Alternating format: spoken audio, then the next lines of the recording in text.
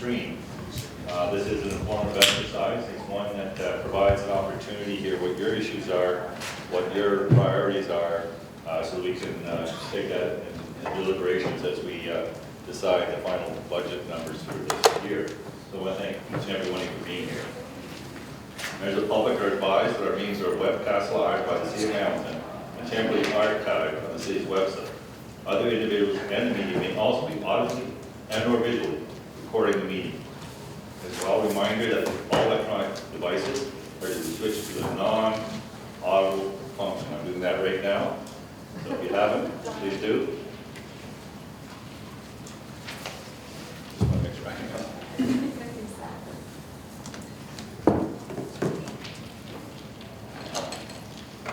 Done?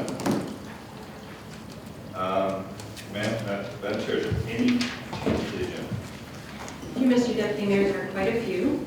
Item 5.6, Alan Whittle of the Good Shepherd has withdrawn his request at this time because staff has addressed the concern through a forthcoming report. Item 5.8, Lindsay Goddard, respecting transit funding and improvements. Item is 5.9, Richard Gelder, transit and area rating.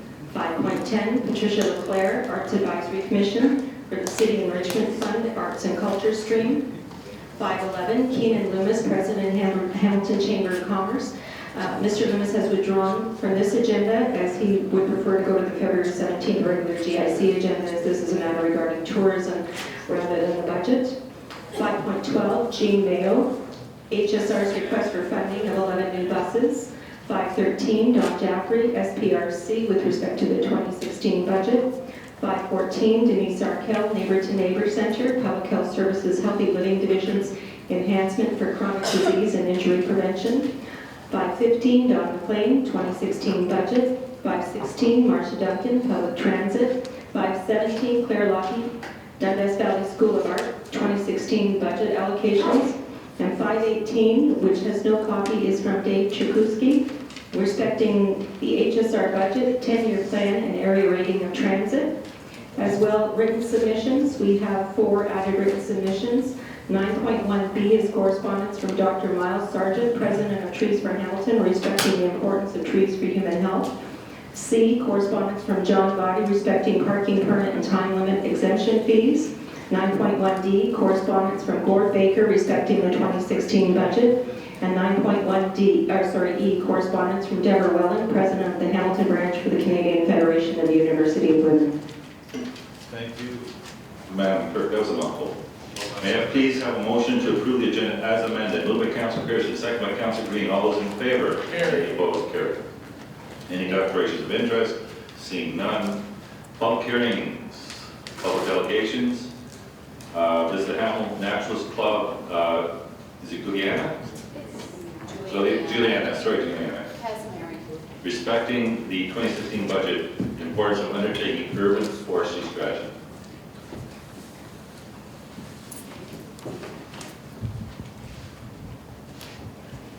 Great. Sorry, just to remind everyone, because we have, I think, about 18 delegations. The timelines are 5 minutes. I will be starting. I have a little stopwatch here. And so please try and keep it concise. Thank you. Yes, Councillor Johnson. With apologies, Mr. Deputy Mayor, at 6 p.m. the SPCA board is meeting, and I'm the council rep on SPCA board, so I'll be leaving for that meeting. Thank you. Is there any other, I know Councillor Pearson raised that she had to leave at 4:30. Pardon? 4:30. 6. You 6 as well, Councillor Green? So this meeting was scheduled to the general public from 3 to 6. 3 to 7. 3 to 7 for general public to have an opportunity to come in. We need to hold quorum, and if we don't hold quorum, we're going to have a challenge. So I just want to. Okay. With no further ado, Juliana. Here we go. Thank you, councillors. My name is Juliana Casimir, and I'm representing the Hamilton Naturalist Club. We also have some board members and staff here as well. And just to give you a bit about my background, I have a Bachelor's of Science in Environmental Science, a Master's of Forest Conservation, and a PhD in Community Forestry, so I do know my trees. And I am here talk to you about the Urban Forest Management Plan, and you'll see it in your budget documents as a line item for what was called the Tree and Woodland Protection Strategy. And things have evolved in the last 2 years that we've been talking about it. We're now calling it the Urban Forest Management Plan, but the scope would be the same and the financial ask is the same. So just about the Hamilton Nationals Club, we're a volunteer organization, founded in 1919. We've been around for a long time, doing a lot of great inventory work. And in about 2014, we started focusing on urban forest projects in the city. And when I talk about urban forest and how in the literature it's referred to, and it refers to all of the trees in the city, planted or natural on public or private property. So municipalities have tended to just focus on street trees, and now they're taking a much broader approach and saying this whole thing, even if it's privately owned or natural or planted, it's valuable. It's seen as having a range of benefits for the community and increasingly viewed as important for a healthy and sustainable community. So here's our urban forest in Hamilton, the view from the Dundas Peak. It's that blanket that keeps us cool in the summer and filters our air, absorbs our stormwater. And it's important, obviously, for lots of reasons. I've outlined some of them, the environmental, the social, the economic. I threw the references in there so that you know it's not just the tree huggers that are talking about this, but there's a solid body of literature to support these tangible benefits from urban forest.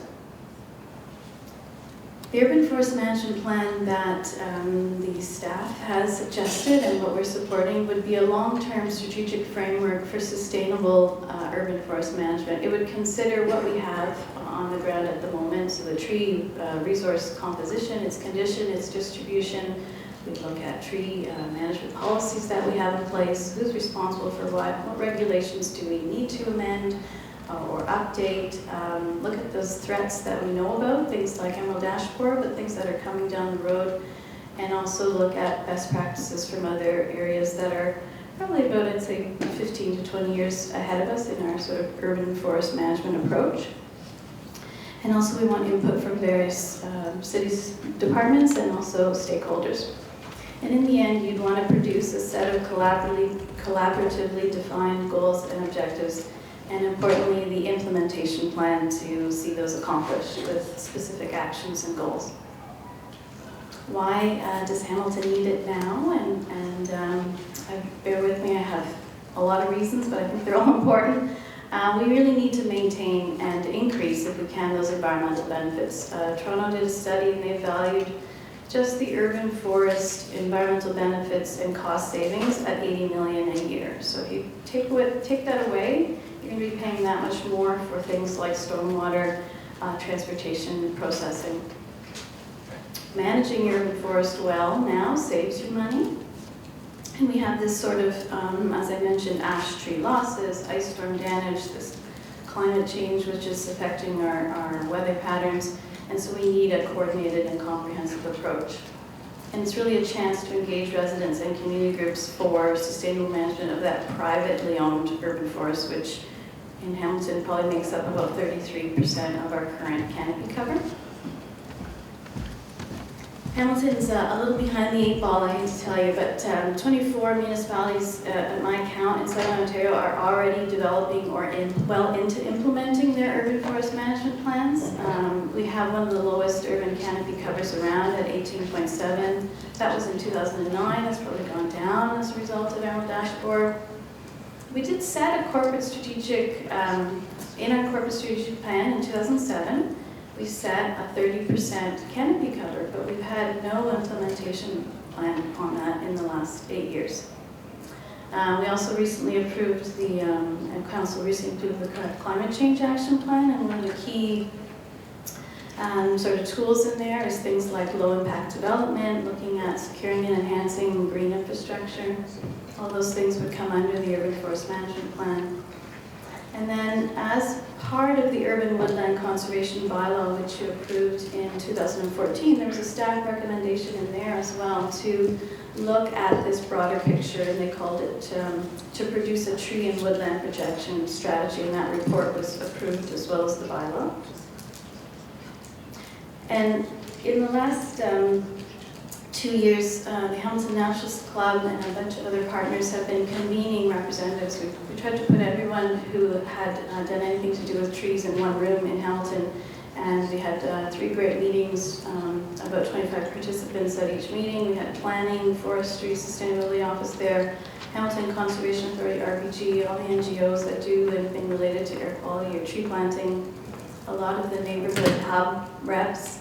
So you'd have a broad base of support within the city and from external stakeholders in the public. And my understanding... Do you have much more to No, present? this to is your it, yep. over This five is, minutes the now? work plan is being developed by the planning staff. They just, I think, didn't have it ready for you at the time. That's all. So for that $100,000 investment, you'd be planting the seeds for a healthy and sustainable urban forest for the whole of Hamilton into the future. I think it's a bargain. Thank you. Thank you very much for your presentation. Is there any questions from committee? Seeing none, could I have a motion to receive? Moved by Councillor Vanderbeek, second by Councillor Farr. All those in favor? Any opposed? Carried. Thank you very much for your presentation. The next one coming up, I have, sorry, make sure I have the right order. Linda Lukasik. Hello, Linda. Hello, good afternoon, Councillor Whitehead and members of council. Thanks so much for the opportunity to speak here today. And this works out really well because just hearing Dr. Casimiri talk about the urban forest, that's my starting point. So on the heels of her presentation, I'd like to start today by adding Environment Hamilton's voice to the call for the city to invest in an urban forest strategy. The strategy will become critical in charting a pathway forward, creating a healthy urban forest in the city. And I don't need to tell you, I hope, that a healthy forest, urban forest is more than pretty. It brings with it clean air, and I throw this stat out here that I find mind-boggling. When a tree's in full leaf, it reduces respirable particulate levels by 50%. So you think about that from a human health impact point of view. Trees are hugely important. Provides natural heating, natural cooling in the summer and warmth in the winter. Not to mention the fact that trees help to mitigate the impacts of climate change. We also want to see that strategy, I'll be honest, because we need it to guide our efforts at the grassroots level. Environment Hamilton and the Hamilton Naturalist Club have just embarked on an exciting 3-year project where we're going to work with 6 urban neighborhoods to measure air quality, audit the urban forest, and prioritize locations for tree planting. And a city strategy will really help us with that on the ground work. So we're hoping you'll come through on it for that reason as well. So I'm going to shift gears a bit here. As Environment Hamilton, we also want to call on the city to invest more in active transportation in the city and think about that in this budget. This means investing serious dollars in both cycling and pedestrian infrastructure to facilitate the ability of Hamiltonians to make the choice to walk and ride in our community. But this also must be done for safety's sake, and I know that council recently committed to Vision Zero, and that's, the safety aspect is important. But I also think within the context of the pedestrian mobility plan and the cycling master plan, that there are investments required to make those plans reality on the ground. And I want to quote part of the city's vision. The city's vision includes to, quote, have a transportation system that offers a choice of integrated travel modes, emphasizing active transportation such as walking or cycling, public transit and carpooling. So that investment in that infrastructure to make those 2 priority pieces, the cycling and pedestrian movement happen, I think is really important.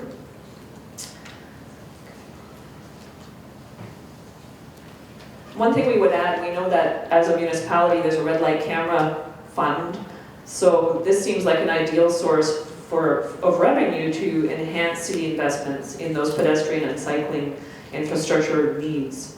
And this only seems right given that this revenue is generated from the unsafe practice of some drivers in the community. Third, I want to speak to public transit and the HSR. Environment Hamilton supports the staff call for $7 million to enable the HSR to add 11 more buses to its fleet.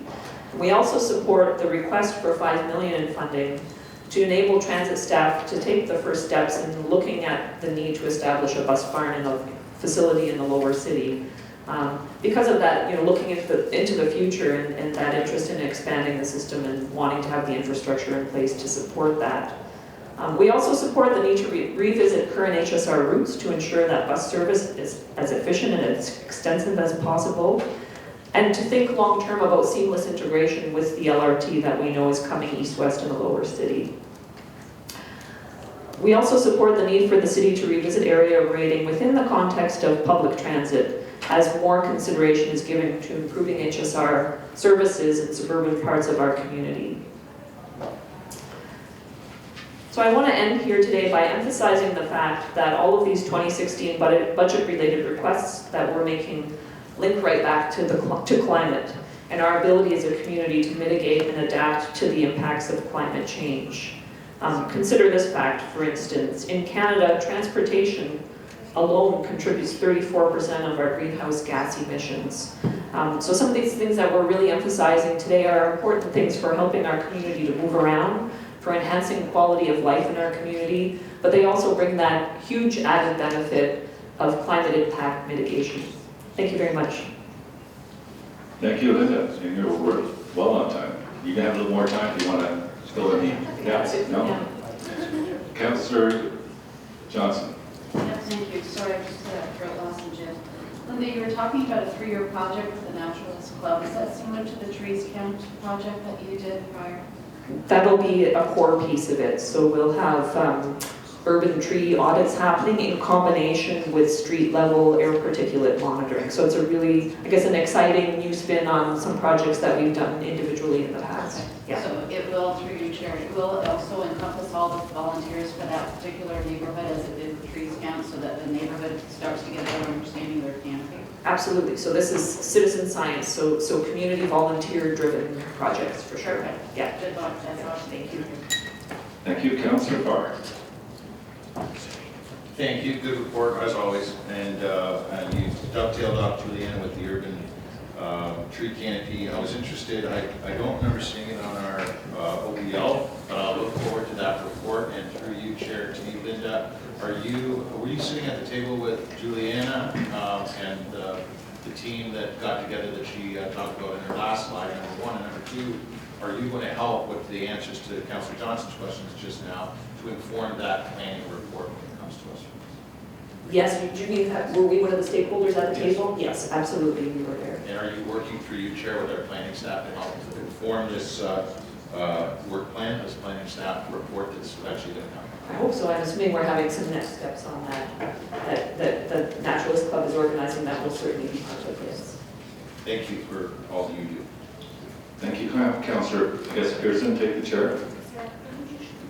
Linda. So the requests come out to over 11 million, 5 million, I guess 900,000 for the forest canopy that you are saying should be prioritized and the council should be spending. Have you put any thoughts about where we're spending money that we might want to consider and shift those funds, or are you looking at a direct levy impact? That's a good question, and I'm guessing, I know Don McLean's in the audience, so I've learned from him about things like the federal gas tax and how you're using that. He may well speak to it in more detail, but I think you've got those sources of revenue that come to the municipality where you have an opportunity to reflect on how you're allocating those dollars. So it may be a matter of looking at how you're prioritizing uses for those sources of revenue that you've already got. I appreciate it. I had to ask the question because I know there'll be a number of presentations that said this is a priority to us and a priority to us. Of course, on budget time, everyone's got a priority. The question is, how do we fund that priority? And if there's solutions or suggestions or things that we're spending or we need to reconsider, I want to hear those kind of comments as well. So thank you very much. I'll take the chair back. No other questions. Move to receive. Moved by Councillor Pearson, second by Councillor Jackson. All those in favor? Carried. Thank you. So next person, I have Shaker. No stranger to this, Councillor Chambers.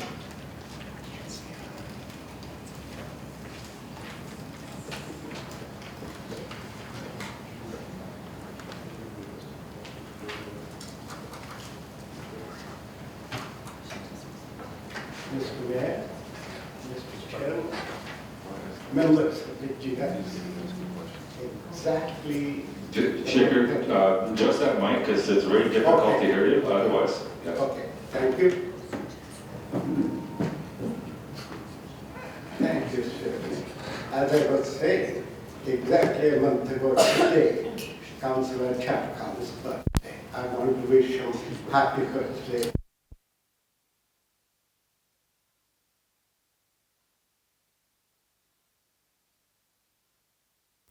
So that's it. Mr. Mayor and Mr. Chairman, members of the GSC. I am here not to ask money, but to show you where you can save the money and divert that money where it is required. That's it. I am very familiar with the police budget. I have been attending regular monthly meeting the past 4 years. And as you know, Mr. Chairman, they never provide actual when they present the budget. So I have put everything in writing, give you no room for any misinterpretation. That said, if anybody wants to disprove, here is the accounting records, shows where my information comes from. I challenge everybody. With that said, police has been doing their budgeting in isolation. It is time you have the complete authority to get control over the police budget. When I apply for freedom of information, all I get decline. I have to go to the information privacy. I'm not going to give it up. I'm like a dog with a bone until I accomplish my mission. That's it, Mr. Mayor. Mr. Mayor and Mr. Chairman, I have put everything in writing. I'm open to questions. Thank you. So the presentations before each and every one of us, do you have that? Does everyone have a copy? So I don't know if everyone's had an opportunity to actually read through it, Shaker. You might want to provide some highlights as you have time. Some of the key issues that are identified in this document you might want to mention now. Yeah. I can, Mr. McMillan and Mr. Mail are there with their laptop. I can even tell you where they can find no expenditure is charged to those accounts if they have been budgeting past 13, 14 years. All you see now, Mr. Chairman, you get, 17 years low, 20 years low, approve the budget, 2.7. That's not exactly right. And I'll give you the centers right now. They can open up police budget. They have their laptop and they can tell the committee whether I'm right or wrong. One of the centers is 376135, unallocated funds. You got over $450,000 provided in vacation, over $1 million provided for the sick leave benefit. Not a penny has been charged. What they have done, they have almost $2 million expenditure incurred, absorbed by what they call departmental ID. That's where they have. In the meantime, they keep budgeting these items. That's where you can save $2 million. And also, Mr. Chairman, you and Mayor were at the meeting. In 2015, when you approved the budget, they provided in the memo 4.03 million, but actually provided in accounting record $7.9 million, Mr. Chairman. You don't have time to question those things because you get the budget 2 days before the board meeting. And I have to go through pure hell. And I have done it. And I stand by every penny. I say this, I challenge anyone. And with that one, I want to request Forum and Subcommittee, it's time I show you exactly where the funds are, and you can come with the joint recommendation, we can come before you, and for you to approve or disapprove. At that point, I would be happy, including internal auditor Charles Brown. Thank you. Thank you. We do have some questions. Councilor Green. I would have to say that I was remiss during the last budget talk. I never asked the question, it was a regret of mine, Mr. Chair, around what potential impacts Pan Am had on the police budget, surpluses or deficits, what happened with the money, was there any material effects to the general operating budget? Such a large operation with such large money, and I never asked the question, so through you to Shaker, who's obviously done some preliminary work on this, has a background in accounting, do you have any comment on what effects the Pan Am might have had in the budget? Mr. Chairman, through to the councillor, my residential tax is 20%. If I reduce what I'm saying, it would be maybe 14%, not 20%.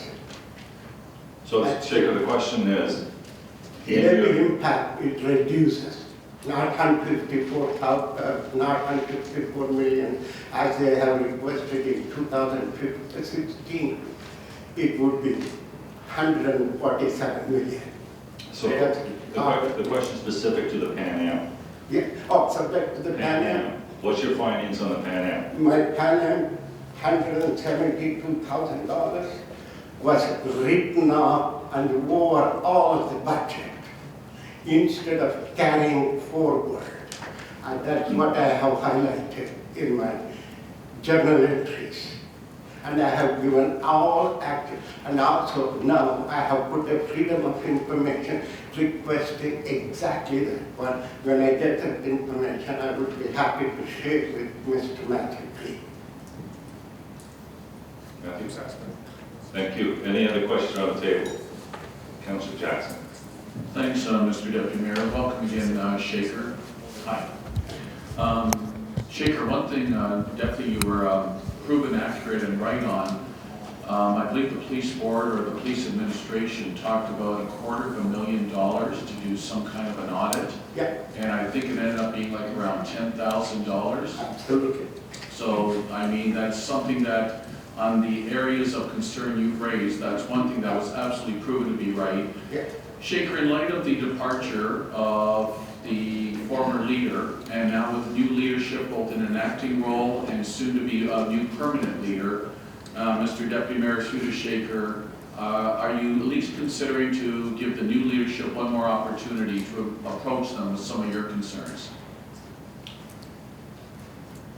Mr. Chairman, through the Councillor Tom Jackson, I would be delighted to do that. I would not question those things. I'm surfacing to get your attention. All of us are here in the sanctuary to make judicial and sagacious decisions. If you need, yes, I will.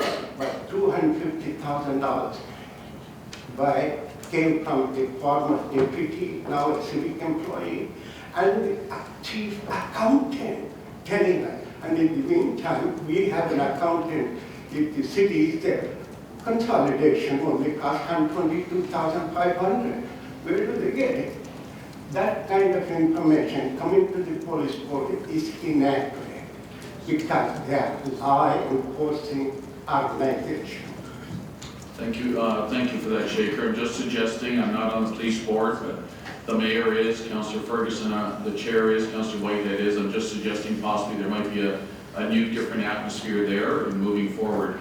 Lastly, on your $2 million reduction, you feel, Shaker, that because you know the police will argue back, that there's going to be an impact negatively on the level of service in the community. Mr. Deputy Mayor, through to Shaker for a comment. Mr. Chairman, through you to the Tom Jackson again, I would be delighted unless they prove this accounting record is wrong. $2 million does not reduce service level. In fact, Councillor Maria Pearson and Councillor Patrick can hire more police officers to police the water down. I guarantee you, if I am wrong, if anybody proves me I'm wrong, I come here, I publicly apologize. That's a firm commitment. Thanks for the sincerity of your response, Shaker. Thanks, Mr. Deputy Mayor. Thank you. I'm going to ask Councillor Pearson to take the chair. Actually, I appreciate all the work you do, Shaker, and your commitment and dedication. Once you sink your teeth into something, you don't let go until things are either addressed or fixed, and that speaks to your commitment to dedication. I appreciate that. I'm just wondering, because you have provided us a document here, and we do and have approved the independent audit of the police services. If this is a document that we could actually forward to that process for part of their work plan. So what's your comment on that? Would that satisfy you at this point in time? Mr. Chairman, as a former supervisor accounting, having no connection with the elected representatives, I would have agreed. Now, what I have gone through, in fact, I changed the color. So much relationship between the elected representatives and the staff. I have a problem with that. Unless you assure me and subcommittee forum say, I would be part of it, I would be delighted to show just like that, $2 million. Okay, I appreciate that and those comments. That's the only question I have. I'll pursue that questioning with appropriate staff at the right time. I take the chair back and I recognize Councilor Ferguson. Thank you. Yes, thanks, Mr. Chairman. And Shaker, as you know, you were at the last number of police board meetings, and I know you have a lot of interest in this area. And last year there was, I think, 11 allegations where you had some concerns around the police budget, and the police board then asked the city, after our finance staff at the police could not come to an understanding of Shaker on that, it was referred to the audit administration committee to ask them to have our internal auditors take a look at those 11 allegations. The committee and council agreed with that, and Ann went off and did a thorough report and reported back to us and found that everything was in order. In fact, I remember asking her to chair the board, is there anything in those allegations that I should be concerned about as the board chair? And she said no. Now, these latest allegations that have come forward from Shaker, he puts a lot of time and effort into reviewing it. These same issues did come to the Services Board, as the chair knows, and what the board directed the CFO to do was to take... Councilor Burton, are you asking a question? I just want to... You can have comments at the appropriate time, but if you have a question to Mr. Shaker, I would suggest you ask that question. Okay, I have no questions. May I say one more thing, Mr. Chair? This is not what I'm in debate. I just want to make sure that we got other people waiting. I'm here just for accountability and transparency. I have to say two things and two things alone, Mr. Chairman. And Mr. Mayor. Mayor always says he's a diplomat. There comes a time he has to take a stand. Having said that, Mr. Chairman, former deputy got $128,000 on vacation pay. That never came to you before you were born. That's one. Appreciate it. And the second one, Mr. Mayor and Mr. Chairman, information sometimes they provide for my freedom of information is all incorrect compared to this holy document, accounting record. And I keep asking the city, note number 1, it clearly states, under the control of the city council, police board is under the control of the city council, yet they resist giving me information. These things have to be cleared up. And also Charles Brown is here, and he knows it familiar with the police act. If I'm wrong, if you say so, come back to the August 19, January 19, 2014, that audit report came. I appreciate your comments. I think there's certainly an opportunity, Shaker, to meet with the chair and even the mayor to flush out some of those issues and see if there could be some resolution. So I would suggest that meet with the chair of the police board and the mayor and see if they can facilitate that. Select that, okay. I would be delighted. So at this point, I need a motion. Any more questions? And yeah, all those in favor of receipt? Moved by Councilor Pearson, second by Councilor Connolly. All those in favor? Any opposed? Carried. Thank you. Thank you, Shaker.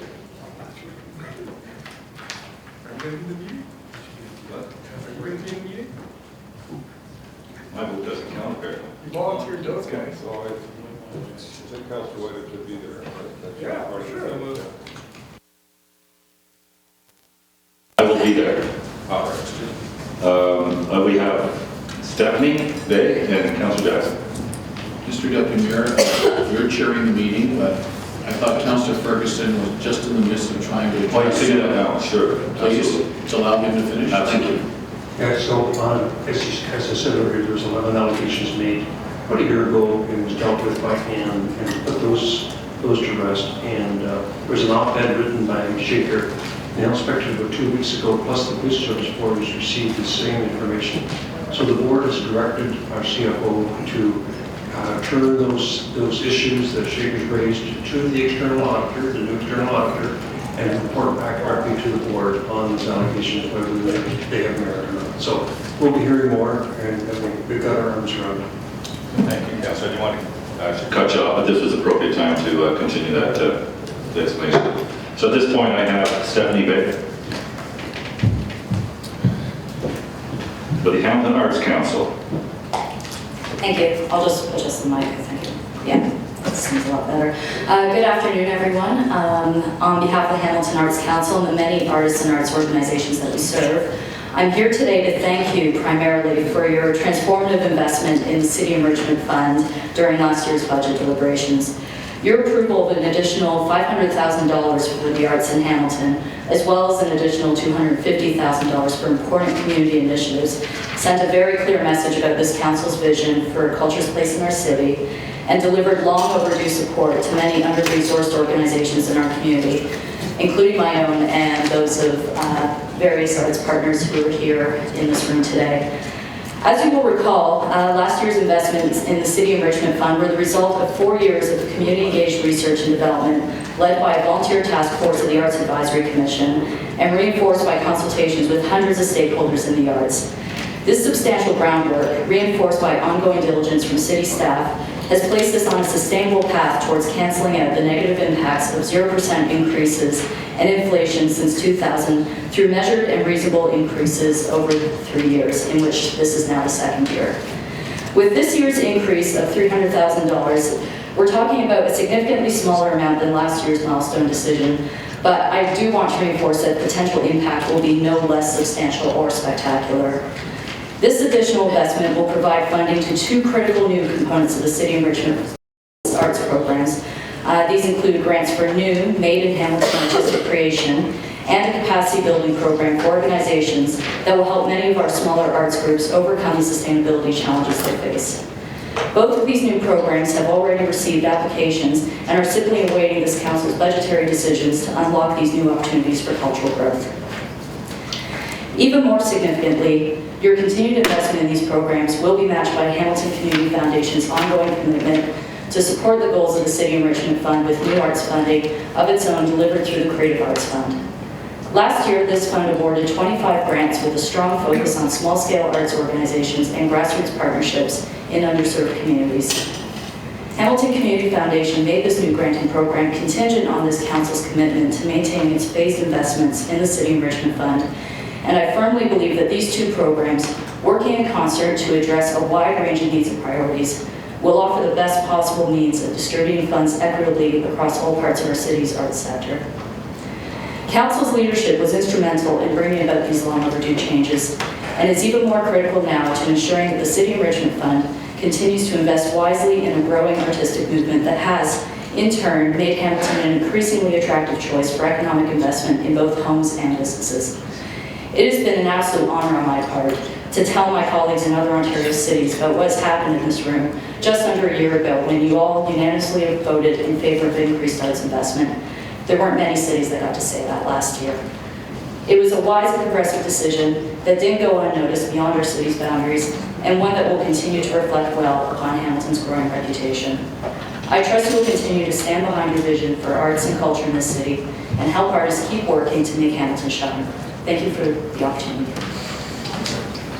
Thank you very much, Stephanie. Is there any? Thanks very much, Stephanie. Any questions? Should we stand? Councillor Merlin. Thank you, Mr. Chairman. I just want to thank Stephanie for the presentation. I know that the group on the board think highly of her endeavors, and we look forward to the continued success, particularly as a result of the Arts Week that we have sponsored and other exciting initiatives that are going to be attached to the very near future, which we'll be approving in a few. So I appreciate your time, sir, and Stephanie, great work, and have a good day. Thank you, Mr. Mayor, and then Councillor Jackson. So just to share, Stephanie, the gratitude that we've heard today is very heartwarming, actually. It's not often in these sessions that we get kudos, so we'll put one on the kudo column and we'll see if we can keep track later.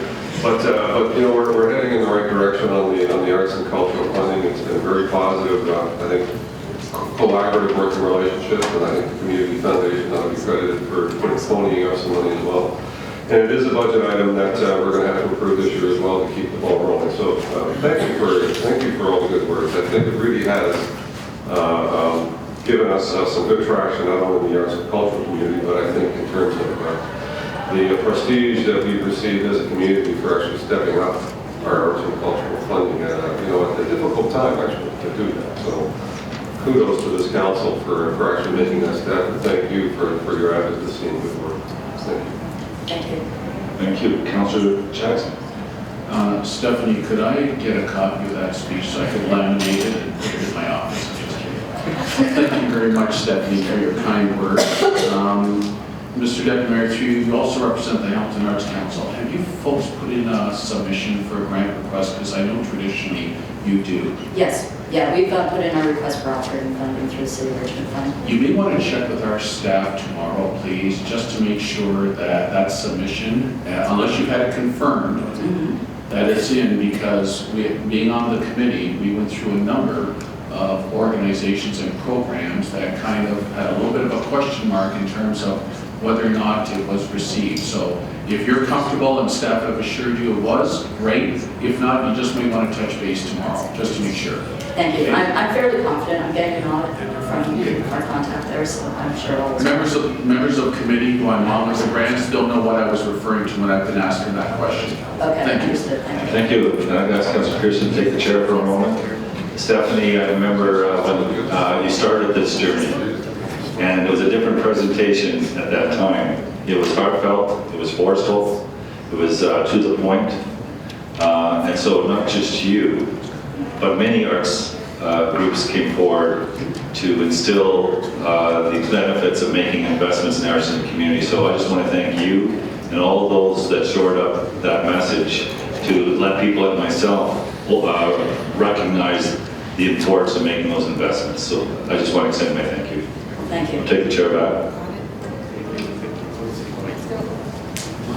Thank you for a presentation, Mr. Chair. Moved to receive by Councillor Pearson, second by Councillor Farr. All those in favor? Carried. Carried. Thank you.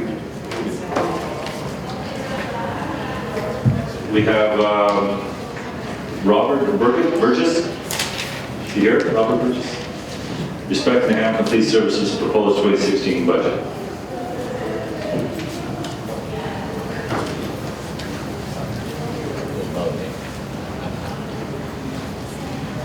Thank you. Back in '99, I filed a complaint with the police about me being assaulted.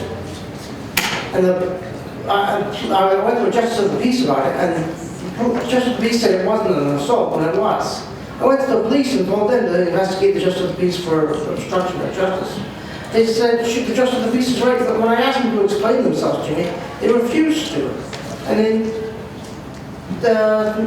December 18th of 2015, I emailed the Hamilton Police about a perjury case, and I haven't heard nothing back yet.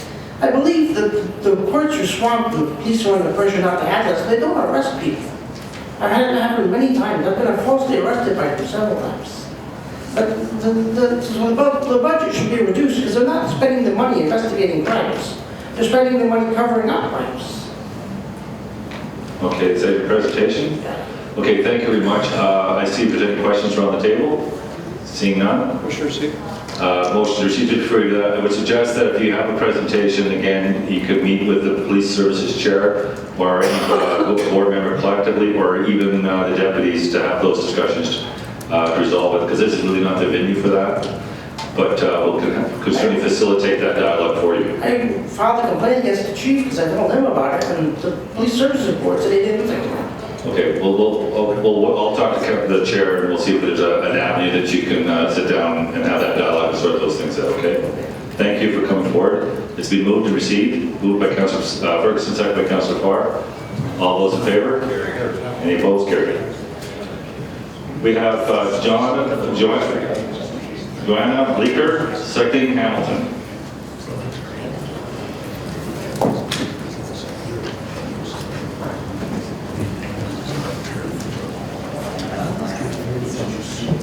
Thank you very much. I'm here representing Cycle Hamilton, a group that aims to serve as a unified voice for cyclists and cycling organizations in the city. So our message is the city of Hamilton needs to take cycling seriously. This growing sentiment has been resonating beyond Hamilton's cycling community lately, as an increasing number of success stories have seen cycling issues move to mainstream discussions, both in City Hall and beyond. The enormous success of Hamilton Bike Share and the growing use of the Canada Cycle Track are important to celebrate, but without a culture shift in City Hall that invests properly in the long-term success of this growing mode of transportation, we'll continue to spin our wheels while other modern urban cities move forward. We here at Cycle Hamilton believe our city can make this change. Given the incredible amount of investment going into LRT and urban development meant to attract residents and businesses to our city, the city of Hamilton should be making a far greater investment in active transportation modes, especially given the rewards cycling brings in terms of public health and environmental gains such as air quality. The pieces are in place, but the city of Hamilton needs to commit not to token infrastructure investments, but an investment in cycling that is part of a broader vision for a healthy, sustainable, and safe city. Along these lines, we applaud Councillor Green for bringing forward a motion for Vision Zero, an international initiative which aims at zero fatalities or serious injuries in traffic, including cyclists. The City of Hamilton's Cycling Master Plan was approved in 2009, and though we've made some great strides, the annual budget allocated to cycling is inadequate to say the least. The city's Shifting Gears 2009 report suggests cycling investment of $2.5 million annually to complete the full network in 20 years, or $1.25 million each year if system development is focused only on urban infrastructure. The city currently spends approximately $890,000 a year on cycling projects. This number includes the official cycling budget of $300,000 plus costs embedded in specific roadway projects. The city should be following its own recommendations on this plan. One potential way to fund this additional investment is the City of Hamilton's Red Light Camera Program Fund, which is set aside for road safety upgrades. As the Hamilton Spectator recently reported, money from this fund is being used for courthouse renovations. While renovations may be important, it is completely unacceptable for money allocated to road safety to be stagnating while deaths on a road continue. The Spectator reported that about $2 million of revenue is added to the fund each year. Given that the movement the city is making towards exploring a commitment to Vision Zero, Cycle Hamilton would like to make the following recommendations for considerations in the 2016 budget. Commit to investing $1.25 million each year on cycling as per the city's own recommendations. Make up the difference between the annual amount currently spent on cycling projects, $890,000, and the amount recommended by the city's Shifting Gears 2009 report, $1.25 million, potentially by using money from the Red Light Camera Fund.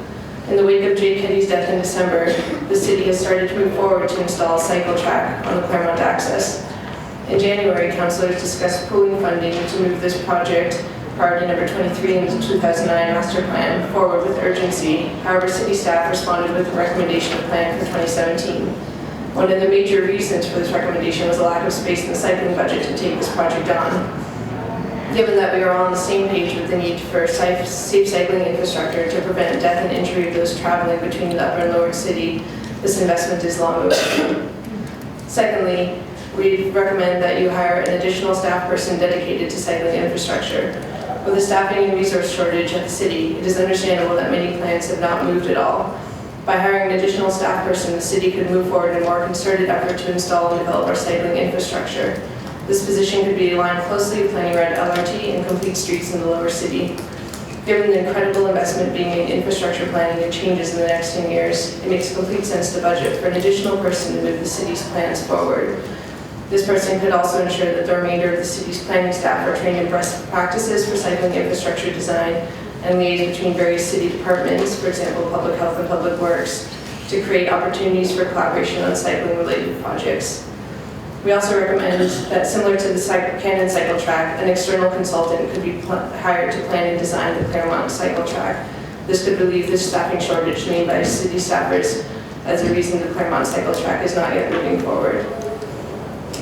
If council endorses the Vision Zero motion as brought forward by Councillor Green, Cycle Hamilton also suggests the following. Dedicate the red light reserve to Vision Zero priorities. $2 million will be going into the reserve each year. The city should commit to a reserve fund each year and identify Vision Zero priorities that money could be put towards.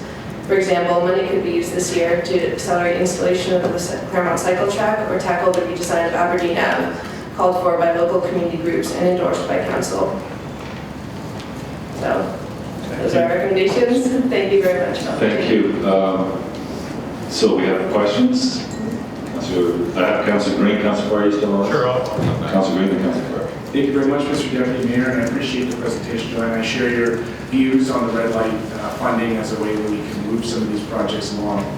You'll probably also note that in my motion, I included Cycle Hamilton in a task force that would be inclusive of staff to identify those priorities. Having said that, are you or one of the members of Cycle Hamilton open to and looking forward to engaging in that process so we can move this stuff along? Yeah, we would absolutely be willing to help however we could. Excellent. I can say that we have been working with staff to move it along, and nothing happens as fast as we'd like it to, but I certainly, with the support of the council, we're moving in the right direction. Thank you. Thank you. Councillor Farr? So what I'm hearing is that, that you, aside from the annual expenditure not being sufficient, the report from the shifting gears from 2007, I think? 2009. 2009. 2 million and 1.25 is something that you would find acceptable, and through you, Chair, you said it's what, 75 or 80 annually right now? Right now it's 890,000 approximately. That comes from Daryl Bender. Okay. And yeah, the minimum recommended in shifting gears was 1.25 million. 1.25. Okay, I thought you said 80, so I knew it was a much. Okay, so, but you're not questioning the rest of shifting gears, that network that was well contemplated, well debated, still something that's sufficient? Yeah, I mean, we would like to see it actually sort of happen. A lot of the recommendations, for example, the Claremont Cycle Track, were identified as priorities in that report, and there hasn't been much movement made towards them. And somewhat budget related, since you're here, and something I've been thinking about since Daryl last reported to us, which was in the budget meeting, through you, Chair. I'm very grateful for the Chair actually instigating the Claremont work. You've heard that it's going to take some time if we want to do it right. That may have something to do with the only the one FTE, and you're suggesting another full-time employee. But where can I go to look at other downhill public cycling separated infrastructure? I'm just wondering about how we manage. I know we're long off, but is that something your group has already looked at in terms of the infrastructure to make a downhill such as, with the grade such as the one we're contemplating, safe? Is there somewhere you can direct me to go further into that? I know that Ryan McReel at Raise the Hammer has been doing a lot of sort of investigative sort of research into this and has come up with many sort of possible options for connecting the bottom and top of the Claremont Cycle Track and for its design as well. So that would be a place I would start. And once you see that, then you can look at, probably some greater costs to make it safe. Okay, I really appreciate the presentation, and also at this point again, thank you, Mr. Chair, for leading the charge. Understanding we have priorities already lined up, but this one's moving into the queue within, I guess, the next 8 to 10 months. Thank you. Thank you. I'm going to ask Councillor Pearson to take the chair. There's a couple clarifications I need. In your presentation, you said that you indicated we can get on with complete streets and whatever in the lower city. In your presentation, it was really downtown centric. This is a greater city. We all want the best in regards to quality of life. Was that just a miss, or is there a reason why you didn't talk with the city proper in regards to complete streets? I wouldn't say my presentation was downtown centric. I mean, one big priority for us is the Paramount Cycle Track, but in general, shifting gears was a plan for the whole city, and that 1.25 million was sort of the minimum needed to sort of create a sort of minimum network. But the full investment of 2.5 million would be like the full city, from what I understood from the report. Okay, and you also mentioned Aberdeen was approved by council. Where did you get that information? The motion to like research redesign of Aberdeen was approved by council. To research it, yes. To research it, yes. Sorry. Just for clarification, because I thought you said it was approved, and I just want to make sure I got clear. The other thing I'm not sure you're aware of, but that stoplight revenue, dollars went into a building that we are forced, the people that actually administrate those tickets and generate the revenue, the actual workers, they're being pushed out of the courthouse. We need to find a new home. We need to find a home that's suitable for them. So that investment is actually to facilitate the people that provide the program. Did you know that? Yeah, in the Spectator article mentioned that those renovations were considered an appropriate use of the funds, but we were saying that there are other uses of the funds that actually could result in lives being saved on our streets. Okay, I think the point I'm making is if you don't have the people doing the work to collect the money, then you're not going to have the money to make those investments. So we have to make sure we protect the people that are doing the collection. I understand. Thank you. Those are my questions, so take the chair back. Any other questions? Receive. Move to receive by Councilor Farr, second by Councilor Green. All those in favor? Carried. Any opposed? Carried. Now we're to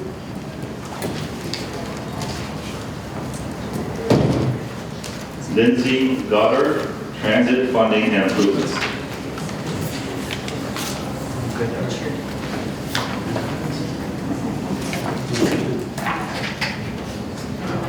So it's Lindsay. Is Lindsay here? No. Okay, we'll come back to Lindsay at 5:08. We'll move over to Richard Gelder. Gelder. He's not here. Richard Gelder.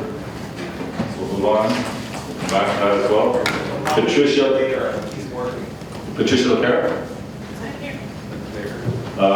Arts Advisory Commission, City of Richmond Fund.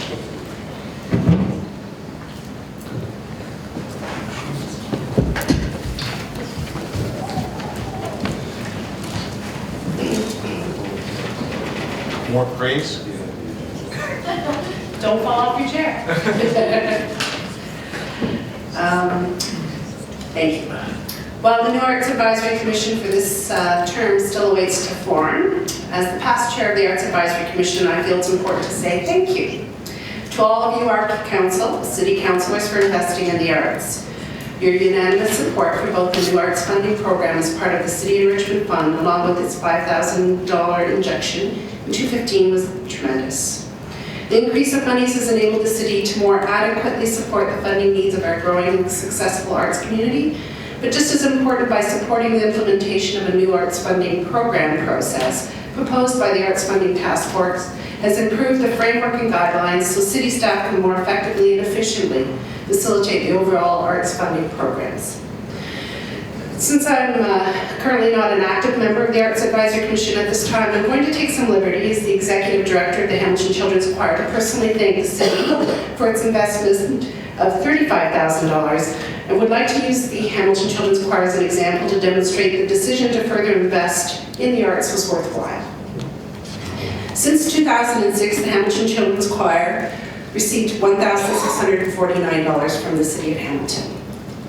And to be honest, it didn't matter how much we asked for or what our grant talked about, the same amount was awarded each year until 2015.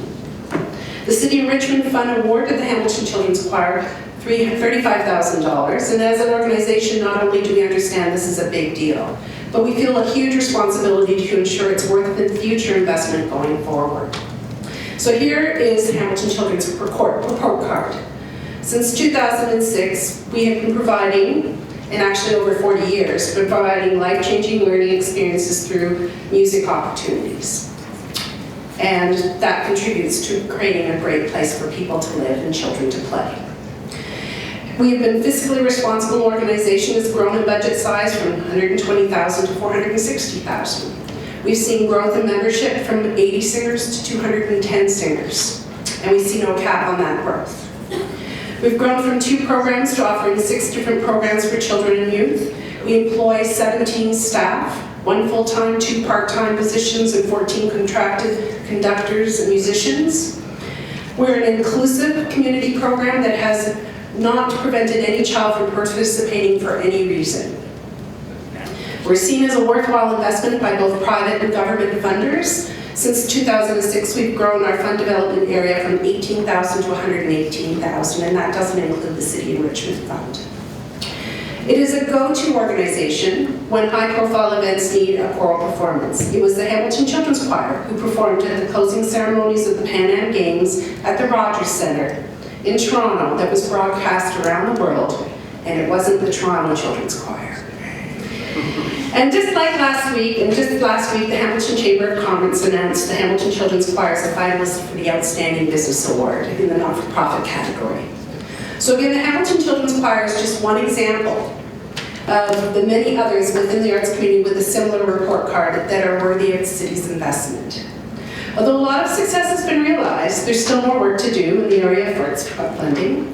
The arts funding of $300,000 investment, as recommended by the Arts Funding Task Force for the 2016 year, will be critical to the arts community's future success. As you recall, the task force recommended an arts funding program with 8 different streams of funding. To date, we've only managed to implement 2 of these art streams, and with the additional $300,000, there will be an additional 2, making it 4 programs in which funding can be received from. This expansion of program funding will offer other key contributors, such as individual artists and creative artists, funding opportunities that make the overall program a more inclusive arts funding program in general.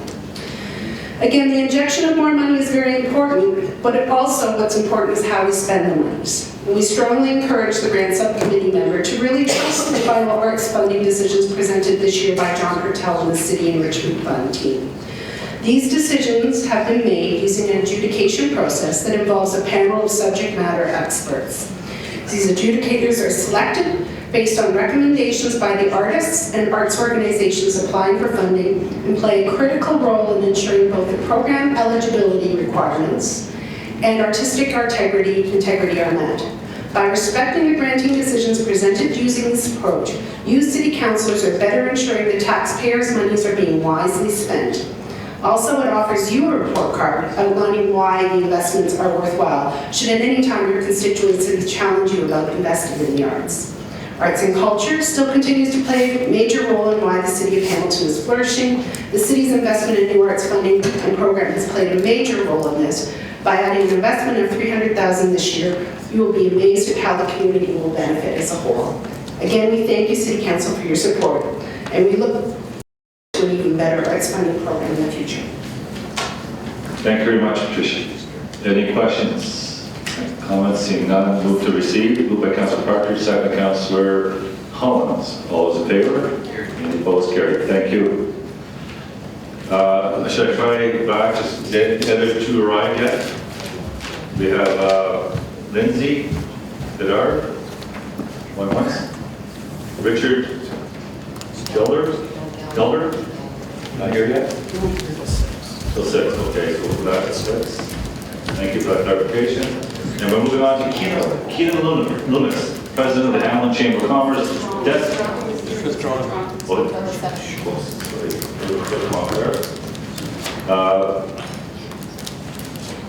John Mayo, Janine Mayo, thank you. HSR request for appointment.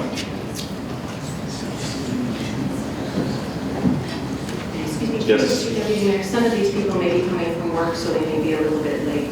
We'll just make it happen. Yeah, that's why I'm not crossing them off. I just give them an opportunity when we go through the list.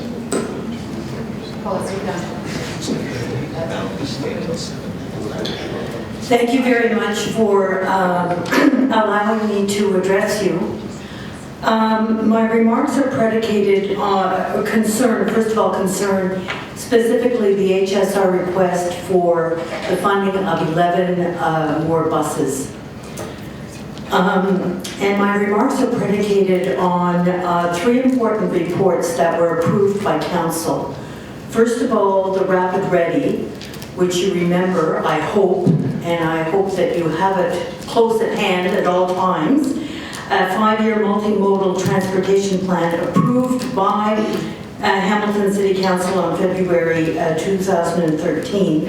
And this plan includes a strategy to prepare Hamilton for rapid transportation and an outline of funding requirements.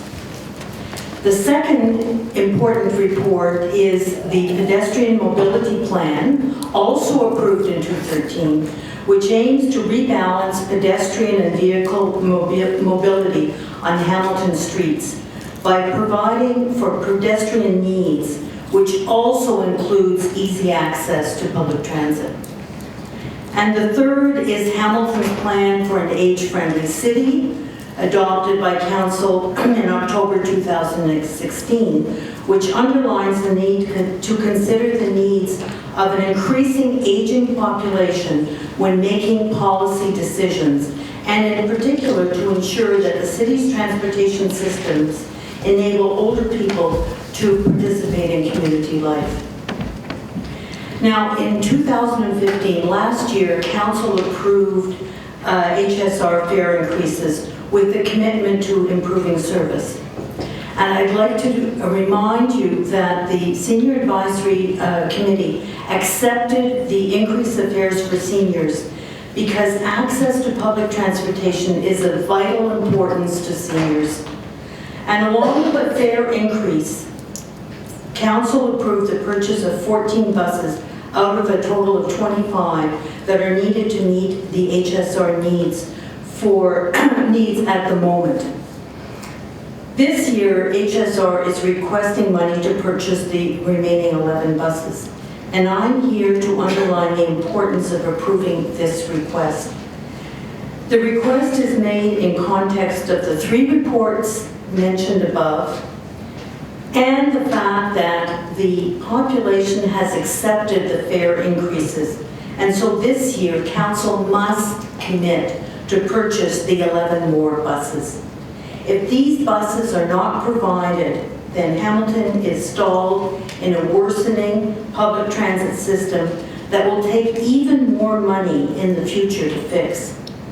The Council indicated its willingness to commit to improving public transit by approving the 3 above-mentioned reports, and it cannot abandon the request for concrete measures to implement the policies. Now, furthermore, I'm going to address another issue which is of intense public interest these days, connected to the buses, and that is the request, the $5 million request, in order to procure land and commence design work on the new maintenance storage facility. Now, you know, it sounds ridiculous that I'm here pleading for a maintenance storage facility, but it makes perfect sense, and unfortunately, most of the population, not most, I will take that back, some of the population is using this to make a joke. And it's not a joke, because I think that Mr. Dixon explained very clearly, I was at that meeting, when he explained the need for this second facility. And if you're going to have more buses, you have to have a place to store them. He explained the need for storing indoors, and he explained that the mountain bus is, a mountain storage facility is almost at its capacity. And so if you're approving more buses, the additional costs related have to be approved. Otherwise, it's meaningless. And also, I think the other important point which Mr. Dixon made was that the storage facility is on the mountain, and it takes an hour each day, half an hour there and half an hour back, to bring I would say, at least 50% of the fleet down to operate in the lower city. So by having a storage facility in the lower city, you're going to gain, you're going to reduce your costs of storing the buses and you know, in terms of the wages of the drivers and the fuel. So it goes hand in glove, and I understand that it will be an important decision and a difficult decision for the councillors, because it seems to be the butt of a lot of people's jokes, unfortunately. This may commonly called the maintenance storage facility, commonly called a bus barn. So in conclusion, I'd like to state that I understand the pressures on councillors to fund all requests and the desires of residents not to have their taxes increased. However, councillors must make decisions taking into consideration the broader picture and always striving to increase the well-being of residents. Taking concrete measures to improve public transit are consistent with the broader picture councillors had when the three plans, Rapid Ready, Pedestrian Mobility, and Hamilton's Plan for an Age-Friendly City, were approved. Continuing to commit to improving public transit will improve the well-being of all its residents now and in the future. Thank you. Thank you, Jean, for your clear and passionate presentation. Thank you, well done. Any questions, members of council? Councilor Jackson. Mr. Mayor, I just want to acknowledge Jean's a very valuable member of our Seniors Advisory Committee, and I believe chairs the Transportation Subcommittee of the Seniors Advisory. So this is not only one area of passion for her, but she's been over the last term of council and into this term a very valued member with her contribution. Thanks, Mr. Mayor. Any other questions for Jean? Thank you. Motion received, moved by Partridge, seconded by Ferguson. All in favor? Carried. Thank you. You should work on being a little bit more direct, Jean, in the future. That was very well done. Very well done. Councillor Whitehead. Thank you. Well done. We have Don Jaffrey from the Social Planning Research Council.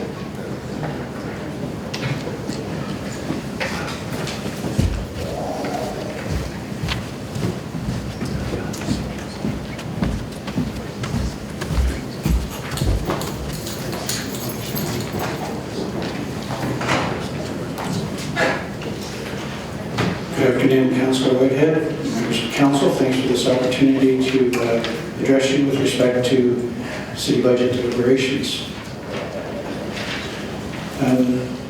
As I hope you know, the Social Planning and Research Council has as its mission to improve the quality of life for all citizens in this community.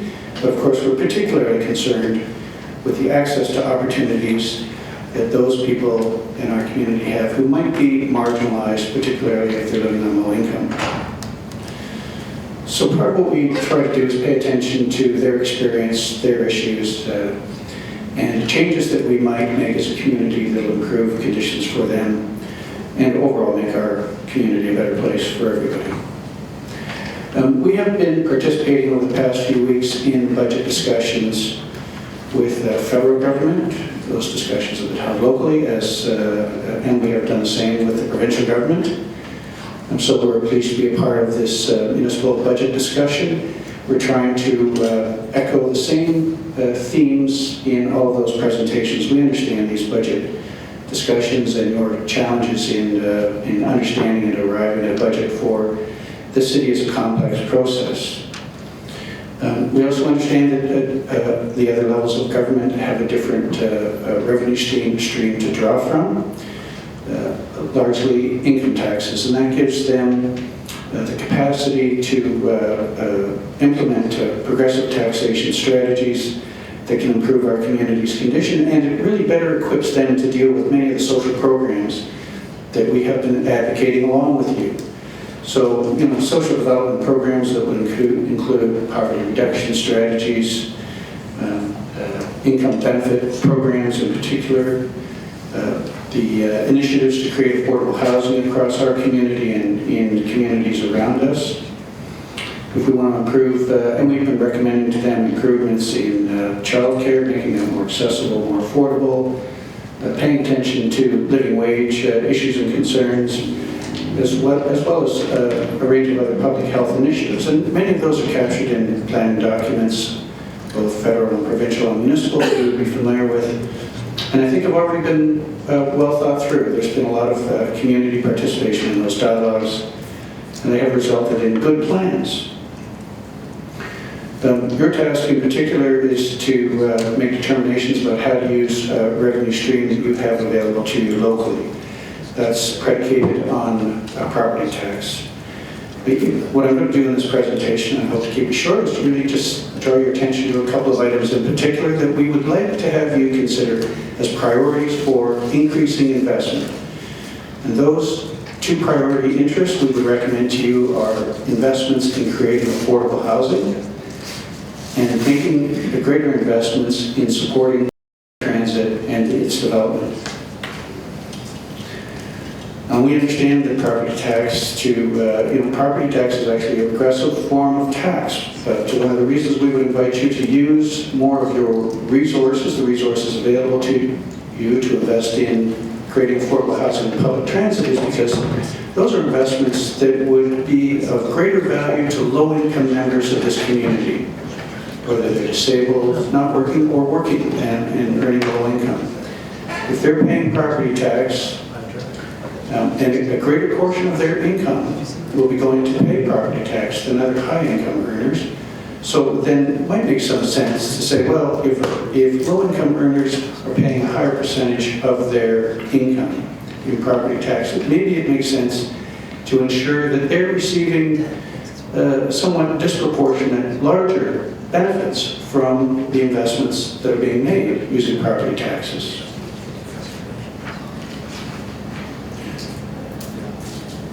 It's difficult for us to say just in detail how much you should invest. I would refer you to your own good plans locally, transit plans, and housing and homelessness action strategy plans that define a range of recommendations and strategies that invite your investment to improve conditions.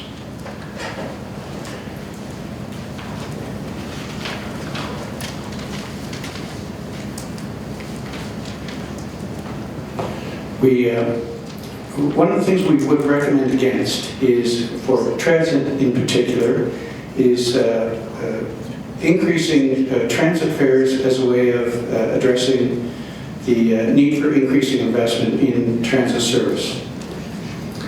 This is because transit fares have been increasing at a much more rapid rate than has the percentage of investment from property tax in transit services.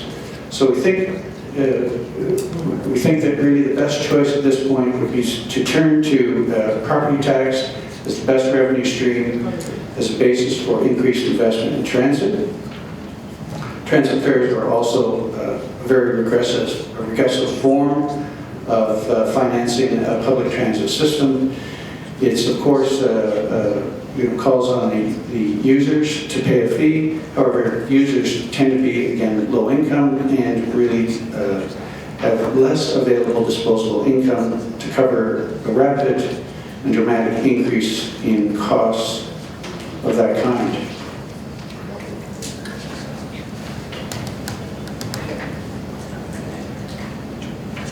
I think maybe the only other thing I'll say is about housing. We know that, again, low-income households pay a high proportion of their income towards shelter costs. This means that for the lowest income earners in this community, the lowest quarter of income earners are often found to be paying about 69% of their income on their housing costs alone.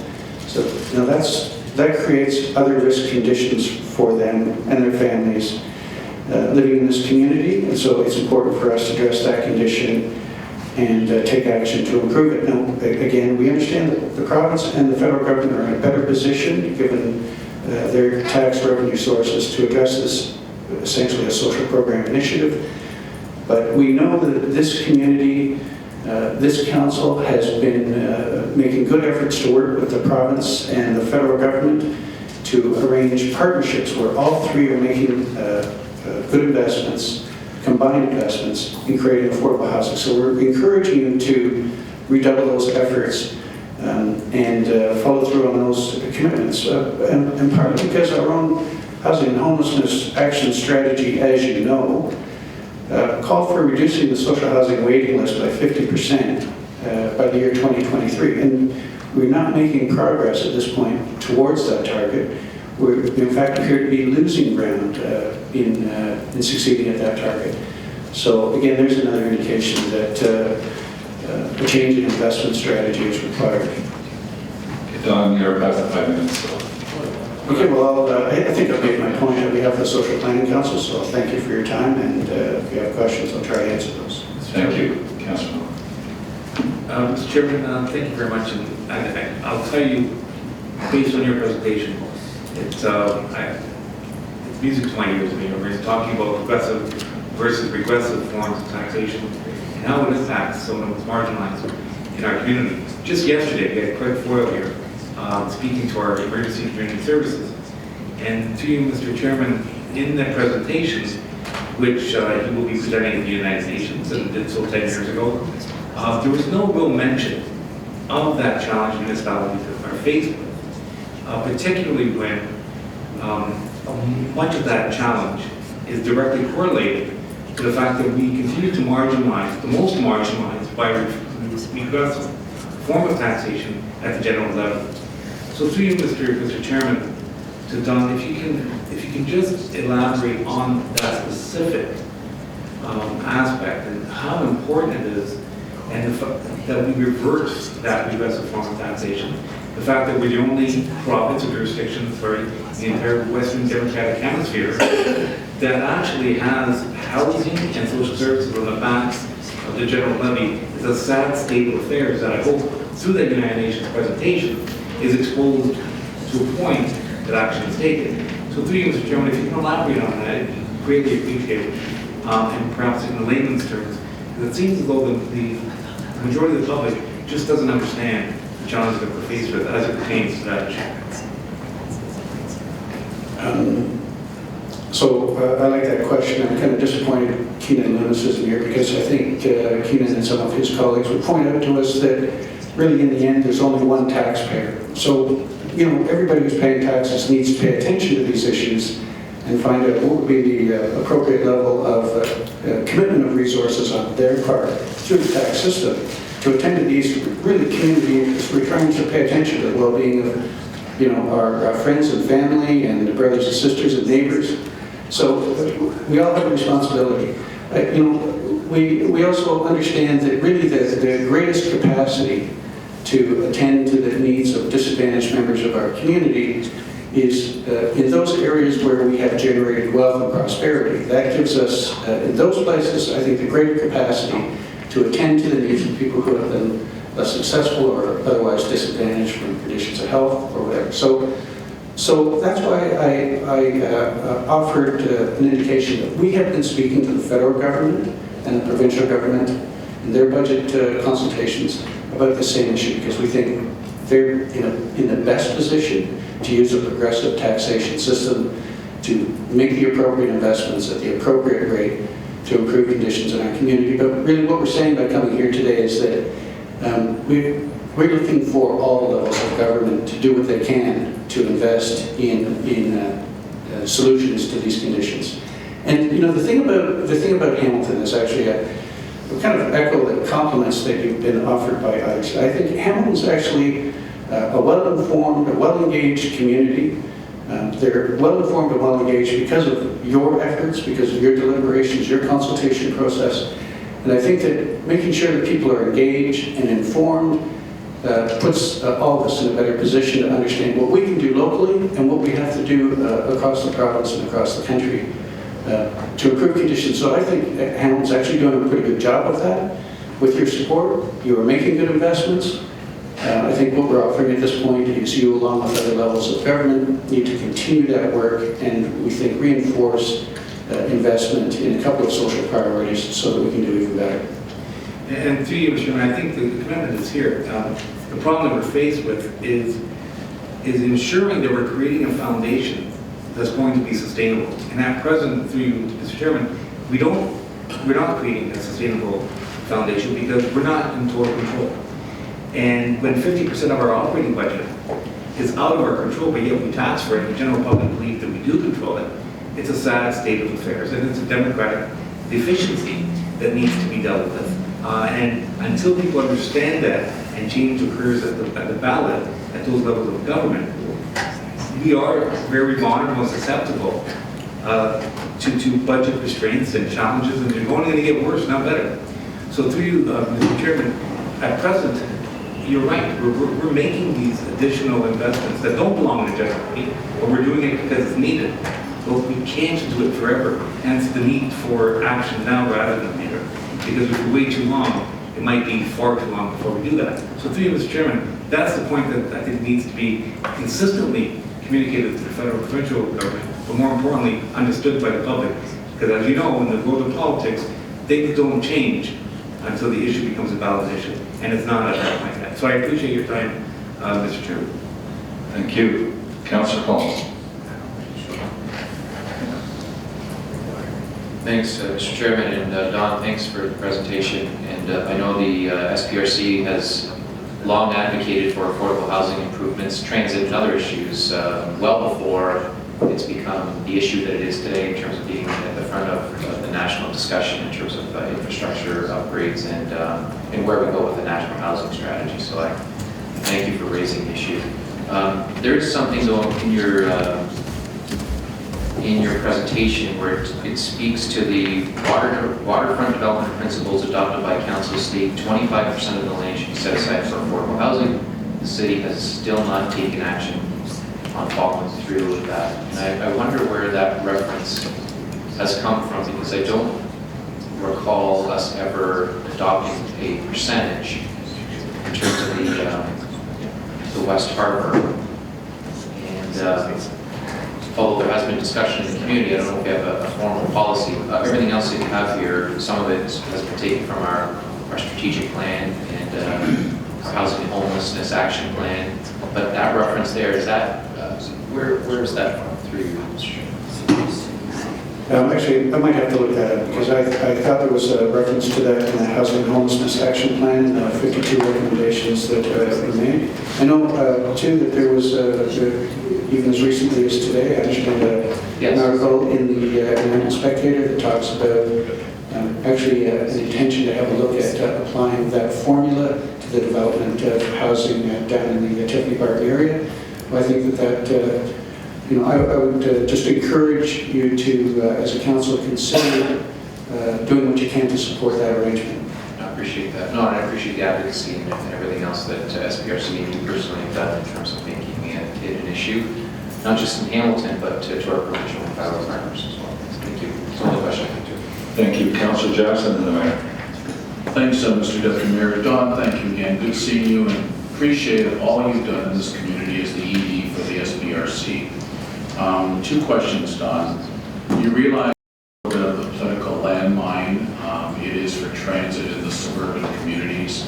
I've always said, as I did years ago after amalgamation with recreation, once the suburban communities wanted the additional rec centers, arenas, to just have their 20 or 30,000 people having to pay for that under the area rated model, that brought us into amalgamation and special consideration for the suburbs, Mr. Deputy Mayor, that once their community wanted the additional twin pad arena or rec center, suddenly they would say, gee, we would love for our 500,000 people to help pay for that instead of just the 20 or 30,000. We've got around that. I suspect the same thing will happen with transit eventually as there's more clamoring in the growing suburban communities as families want transit. But in the meantime, Mr. Deputy Mayor, through to Don, how do we possibly get around that? Because it is a difficult situation to keep a unified voice at this council table overall, helping to move our city forward together as much as possible. any miracle cures there at all, Mr. Jaffrey, on that one, please? So, thanks, Councillor Jackson. I haven't come up with any miracle cures in the whole time I've been working with the Social Planning Council. But I think the strength in your work is, again, in informing the community about these issues and reinforcing for them some understanding and appreciation of a long-term vision for making this a better community and having everybody play a role in sharing in responsibility for making it a better community. Which means that to some extent we have to set aside our personal interests a little bit. We have to think long-term. We have to work together. So we're trying to improve our environment. And that's not something that happens easily and happens locally, but by making these kinds of choices in public transit, we actually make a contribution to long-term improvements in our environment. We also increase the capacity of everybody to move around by improving public transit systems.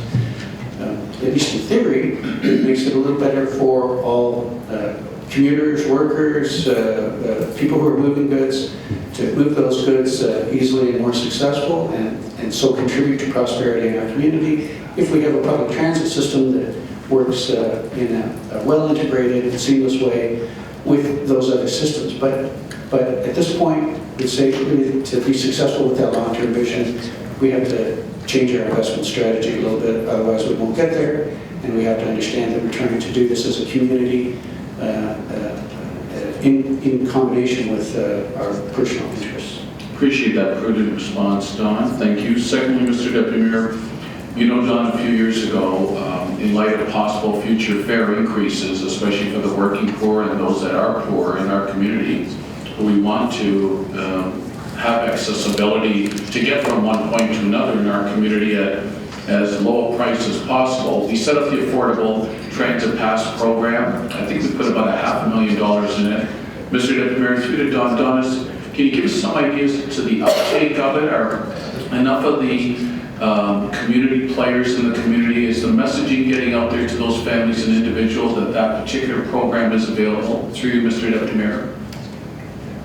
So that's a great question. I have to concede that I was a little surprised by the low rate of uptake, low rate of participation in that program, because it seemed to me that that was a positive and forward-thinking initiative on the part of the city, and an initiative that would support people who are disadvantaged living on low income. So I like that program. I can honestly say I'm not completely familiar with the analysis of the uptake and response and use of that program, but I think that until we better understand it, I would say that's the kind of initiative we want to carry on with, and it's one that we want to make sure people are aware of. You know, we've also been doing some work around the Canada Learning Bond. With the support of members of your community services and public health departments, the Community Canada Learning Bond is a federal program that makes available up to $2,000 of federal funds invested in accounts for children living in low-income families, an investment of $2,000 towards their post-secondary education. The surprise to us is this program doesn't cost anything. You just have to register. If you qualify and register, and each of your kids will have, by the time they're 15, if they're born in 2004, but have $2,000 sitting in an account to get them started in post-secondary education. We know that helps them get there. The uptake rate in some neighborhoods in Hamilton amongst the eligible population is 18% of the kids eligible have an account established. You know, we're missing more than 2/3 on a benefit that's available to them at no cost, a benefit that will improve their condition and probably improve everyone's condition in the community in the long haul.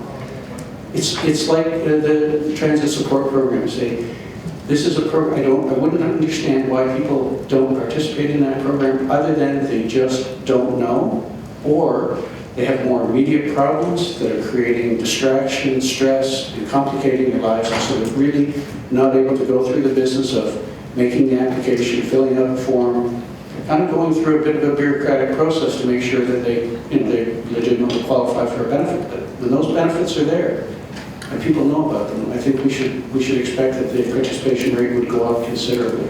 Don, thank you for that excellent answer. Not to add, Mr. Deputy Mayor, Don, to your very, very busy plate, but given how well networked you are within this building, I would humbly suggest maybe a future meeting with yourself and General Manager Joanne Creel, and possibly our Director of HSR, Dave Dixon, to possibly understand a little more about that program, the eligibility, and that's why we set that aside as a council, knowing as we were trying to increase fares, to put more money aside for more expansion of transit. There might be some left behind, and that's what that Affordable Pass program was all about. So I'll leave that thought with you, Don. That's helpful advice, thank you. Thank you, Don. Thanks, Mr. Deputy Mayor. Thank you, Mr. Mayor. Thank you, and so thank you for all your great work, Don. Over the years, you've been a strong and enduring advocate for transit and helping those that are challenged to help themselves, and I think we're making some significant progress. So my one point was going to be on the transit affordability pass issue, and I think there's room for more education, I think, in terms of what's available there. I think that's maybe a gap that we're not filling, maybe collectively as a community, that people could get more help if they knew or we promoted more the opportunity, the accessibility of some of these programs that are already out there.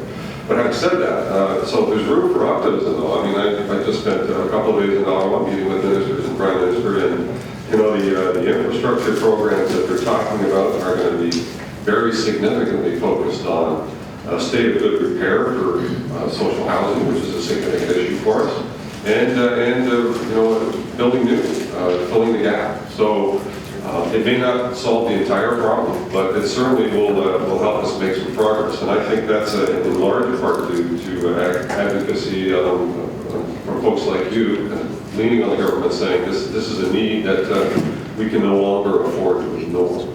So I just want to thank you for your continued advocacy. And I'm very enthused about what I'm hearing in Ottawa and how they're going to evolve that program, and that it is going to be, in fact, them setting criteria and letting municipalities make their choices on what their highest priority needs are. And that's a real departure from where we've been. So I think there's lots of room for optimism that we're going to make some progress on the very things that you continue to advocate for. That's great. That's encouraging to hear. And part of the reason I'm here is so that you and others know you have support in this community to advance that agenda. Fantastic. Thank you. Thank you. I'm asking Mayor to take the chair for a moment. Don, always a pleasure, and all the work you do. A couple of questions, because you did talk about the federal and provincial. I sat on FSM for a number of years, and certainly it was deaf ears that were speaking to when it came to providing or creating a national housing strategy. And of course, the recent cry from FCM is a national poverty strategy. So I'm not sure if you have affiliations as a social planning research council across the country. Because there's a little glimmer of hope with this new government and the verbiage and the narrative they're telling, whether we can persuade them to initiate those kind of actions in partnership with municipalities across the country. Has the Social Planning Research Council advocated for that with those two levels of government? Yes, we have. In fact, as a part of our work through the last federal election campaign, we worked with social planning councils right across Canada to develop a series of issue papers, 14 issue papers to be exact, on social development issues that were a matter of federal concern, and worked together with other social planning councils to establish for the federal government now that all candidates during the election, that communities right across Canada are concerned with these social issues as a starter. And those issue papers, I think, would form the foundation for discussions in developing a national poverty strategy. Fantastic. I sort of think for the viewers and for the people in the audience, I think your reach goes well beyond Hamilton when you bring in the affiliations, and your voice is heard collectively with the federal and provincial government. So I wanted to certainly give you the opportunity to talk about that. Locally, on the local scene, we're really pushing to try and get the whole imagery of transit from a social service to actual a transit service. So we're really trying to attract not just people that need to use it, but certainly people that are currently using it that can certainly may have greater means to utilize it. So we're talking about a really robust system in the community that get high utilization regardless of your demographic. So when you bring out your scenario on the charges, the rates, my understanding our rate is one of the lowest in Southern Ontario. Are you suggesting that rate is too high at this point, or is your argument that it should be the rate being raised for the purposes of reflecting new investment? Well, I think our investment, our comments would be directed to, a vision for improving transit service, both quality, frequency, its reach through the community, and that we work towards, a long-term goal for improvement over many years, and at a lower cost. So our comparator, if we compare ourselves to other communities in Southern Ontario, maybe our fares look affordable. If we compare ourselves to other international cities, our costs locally for public transit don't compare favorably. So, so what we do is we have a look at, well, what might be possible if we were going to improve the system and improve its affordability for the user population. We think there are better models out there. And actually, I can't pretend to compete with the knowledge and expertise of your planners and your staff. So I think that comparators are known to your team. Again, all I would suggest is that council might direct them to work towards a higher standard of performance and more affordable cost to users. Okay, so I think what I heard though, your issue is more about using the fare box to justify increases for investment that's not being made. I think that's what I heard in your presentation, is that right? Our recommendation would be don't demand more at the fare box point in the system. Invest more through tax revenue available to the city. Which is a great segue to my next question. I've already publicly stated this. There's many seniors that speak the same of the village, and they talk about taxes and the high taxes, and they're on limited incomes. They're not indexed. And when you ask them about education tax, and they pay it, they have no issue with it. They understand the role that taxation is contributing to a better community, better country, etc. I see transit in the same way. So when I look at the lower city, at some point there's a higher, even today, there's a greater frequency and greater number of buses that are available, a better system overall in the lower city than the mountain, but we pay the same level of taxes for the service.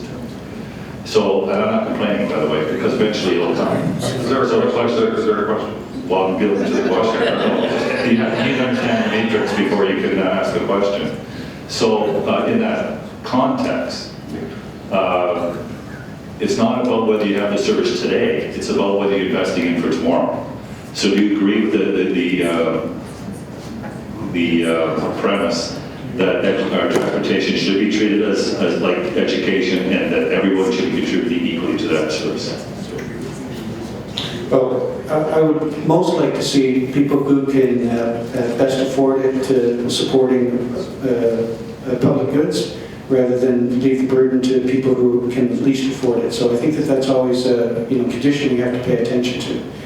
But I agree with you. I think public transit qualifies as a public good, and everybody should find a sense of responsibility to ensuring that we have the best public transit system available to meet our community's needs to be prosperous and successful. Appreciate that. I know you agree. Thank you. Okay, thank you. Any other questions? Those are my questions. I'll take the chair. So I've got the chair. So any other questions? Hearing none. Motion received. Moved by Clark, seconded by Vanderbeek. All in favor? Carried. Thank you. Chair's back to you. Thank you. We now have Denise Arkell, Neighbor to Neighbor Center for Public Health Services, Healthy Living Divisions, Enhancement for Chronic Disease and Injury Prevention. Come on down, Denise.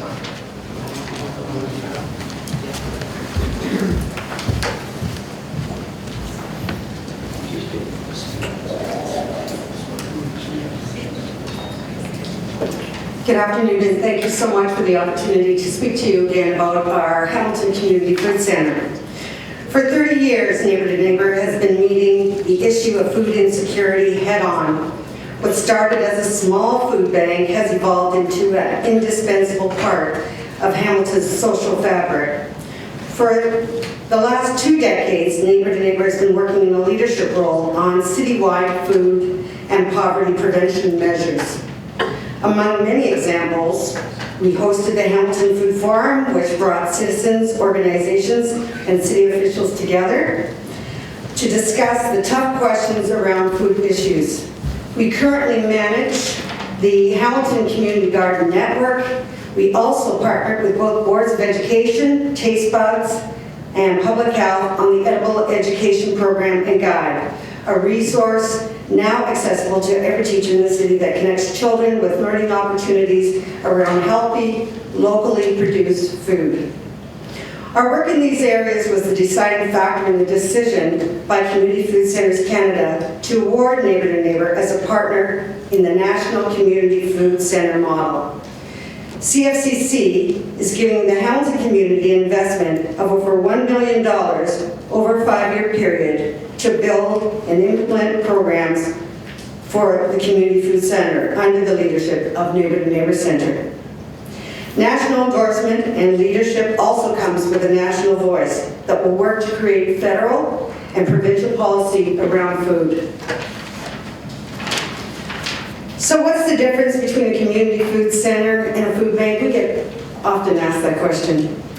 Imagine a hospital.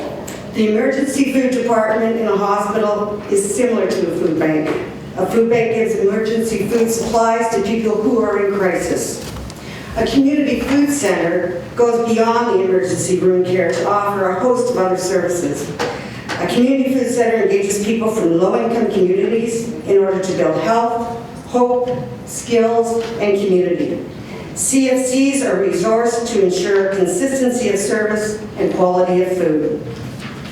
Our new facility will have a community kitchen that will serve meals and also act as a resource to teach community members about healthy meal preparation. A community garden that will yield fresh produce, along with the 21 other locations we have across Hamilton Mountain. After-school sessions and some camps for children and youth. Affordable fresh food markets. A community bake oven that will serve as a hub for social events and gatherings. Community advocacy offices, connecting people with tools and skills to have a voice on the issues affecting them most, such as housing and social assistance. Now, many food banks and other organizations have some elements of what happens at a CFC within them. Some may have a garden, some may have a community kitchen, but the majority do not, or if they do, they don't have all of the elements of a community food center under one roof. Having that critical mass under one roof with a frugal but stable budget and staff with accountable systems and policies is key. In a sector which is always running just to keep up to the demand, we at Neighbor to Neighbor believe it's imperative to set standards, conduct rigorous evaluations, and to impose measurements in order to truly analyze the effects we are having on the sector we are serving. In fact, Population Health Research Institute has invested in this project and will be a key partner. So another question we're often asked is, what about other community organizations? And we would like to say that as the movement, Hamilton here adopted a great food charter, as the movement towards a more secure, sustainable, and affordable food system progresses, we do expect other groups to move forward with similar missions and values. However, the proven results from top-down investment with the national model means other groups will have Neighbor to Neighbor as a resource in shaping their own programs and finding partnerships. Will serve as a guide and a model in this city. In fact, other organizations are already reaching out to us for guidance and developing new initiatives. We're being invited to provincial and national conferences to speak on some of the work that we've done. So, how does this align with the City of Hamilton? Why are we coming to speak to you? We're really excited that the food charter was adopted a few years back and that the food strategy is moving forward and still is yet to come with the city. We really strongly believe that food strategy, you're going to need community partners to make it happen. And we see ourselves, given all of the roles that we've played to date, as a flagship partner to have success in implementing that food strategy that comes forward. Our programs, based on what we've heard, align with the strategies proposed by initiatives such as the food summits that were hosted by the city, the food strategy consultations that have happened, public health services staff, and the neighborhood action strategies across the city. The Hamilton CFC will promote healthy eating, nutritious education programs, and support initiatives such as farmers markets. Just a few of the goals that we share with your organization, the City of Hamilton, as outlined through the food charter. So finally, why now? We have the opportunity to continue this important work by leveraging this investment coming from a national organization. The City Food Strategy Consultation, as I mentioned, with the Food Summit, has shown that our community supports this direction. Great groups like the Social Planning and Research Council have brought people like the leader of this community food center movement into this city, showing their initiative. There are councils such as the Community Food Security Stakeholder Committee. Unfortunately, it's in a transition period right now, so no one can represent them here today, but Neighbors and Neighbors staff have always sat around that table pushing forward food initiatives, and this was a key initiative that they supported. Years of work done in Hamilton show that this is not a whim, but a necessary progression in prevention, quality of life, and resilience programs and services for people living in poverty and for a healthy food system as a whole in this community. And so we leave you with the adamant statement that we think it is time to move this forward, and we really want to be a partner with the city to make this happen. Thank you. I'll be with 5 minutes. So any questions? Councillor Green, Councillor Jackson. Thank you very much, Mr. Chair. I know we had a great conversation last time on the value of this program, and having grown up in the community, I can say that there's a lot of hidden poverty on the mountain. And food security is as much of an issue up there as it certainly is in our community. So leveraging, in a budget context, leveraging the partnership that you've garnered over the 5 years, what other potential partnerships have you leveraged at either the provincial or the federal levels of government, or perhaps through philanthropic agencies that might be able to partner up to get the best kind of cost dollar value for our tax dollar? Through the chair, we haven't been sitting idle. We've met with several corporations throughout the city, the United Way, the Hamilton Community Foundation. We've been investigating provincial grants, but as you know, until there's a food policy on a provincial level, funding does not flow down very easily into the city's coffers. So there's no rock unturned at this point. We're not just looking at you to support. We also are prepared to raise another additional $200,000 a year. And so we do have a strategy moving forward in that area. So I guess it's fair to say that given the full scope of the program, we're looking at trying to bring equal partners to the table to be able to provide sustainability to unlock the $1 billion 5-year investment from the city. That's correct. Okay. I appreciate that. Those are my questions for the moment. Jackson. Thanks, Mr. Deputy Mayor. Claire and Denise, good to see you again. Thanks for refreshing our memory and bringing us up to date from when you were here last year. How many cities in the country have been awarded this national CFC campaign? Mr. Deputy Mayor, through you. Yeah, through Mr. Chair, we're going to be the 8th in the country. That's an amazing feat, so congratulations to Neighbors and Neighbor for putting our city on the map that way. Ralston neighborhood in Councillor Whitehead's area, I understand, not only for the mountain but across the city, one of the poorer neighborhoods. Mr. Deputy Mayor, through you to Denise or Claire, in terms of that location, and I think that small tight plaza, if I've driven past it off of Lime Ridge Road there, maybe some comment on that, please? That's too wide. The Ralston neighborhood is actually the only neighborhood that's been identified. You know, the Neighborhood Action Strategies Initiative. It's the only neighborhood that's been identified on the Hamilton Mountain, thanks to a great amount of research done by the Social Planning and Research Council to demonstrate that there's a lot of need up there. But I really want to reiterate how much effort we've put into citywide networking. and in terms of food issues in this city. Because I think that that's something, there is going to be that base location where we're hosting programs in the Lime Ridge. It's 310 Lime Ridge Road West specifically. It's borders along Westmount Secondary School. We've met with their team, very interested in growing produce. The Ralston Neighborhood Planning Team has highly endorsed this initiative with a series of quotes, and it's in their neighborhood action plan, which will be coming forward. And in addition, we've got a number of the Terryberry Library is on board and been communicating with us. Everyone in that area has been very, very interested. Excellent, Claire. Just walk us through, Claire, Denise. So the CFC is up and running. So families, individuals will go there to get training, teaching, how to properly, nutritiously feed their families without lining up as they would regularly do at a food bank for an emergency amount of food to get through that day or week. Mr. Deputy Mayor, through you just for a further explanation. Fantastic question. Yes, it sounds like you have a great grasp on what this space is meant to look like. A good way to compare it in terms of the feeling we'd like to provide in this space is just like a library or a recreation center, although it is definitively geared towards the families and the communities on and low income.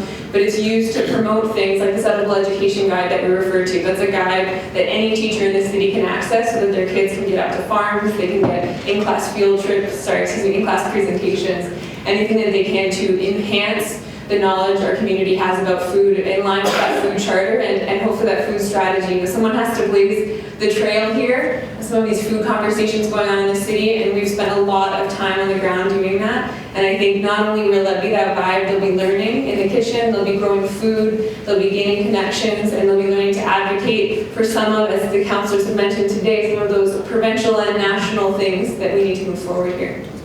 Great answer, Claire. Can you, Mr. Deputy Mayor, through to Denise or Claire, can you allay any possible fears of the for-profit supermarkets across our city, that this will not be at all in competition with them, and maybe, I don't know if you've been successful in maybe securing their participation as well, through you, Mr. Deputy Mayor? Yes, through the chair. We have had preliminary discussions with a corporation that is widely known in Hamilton.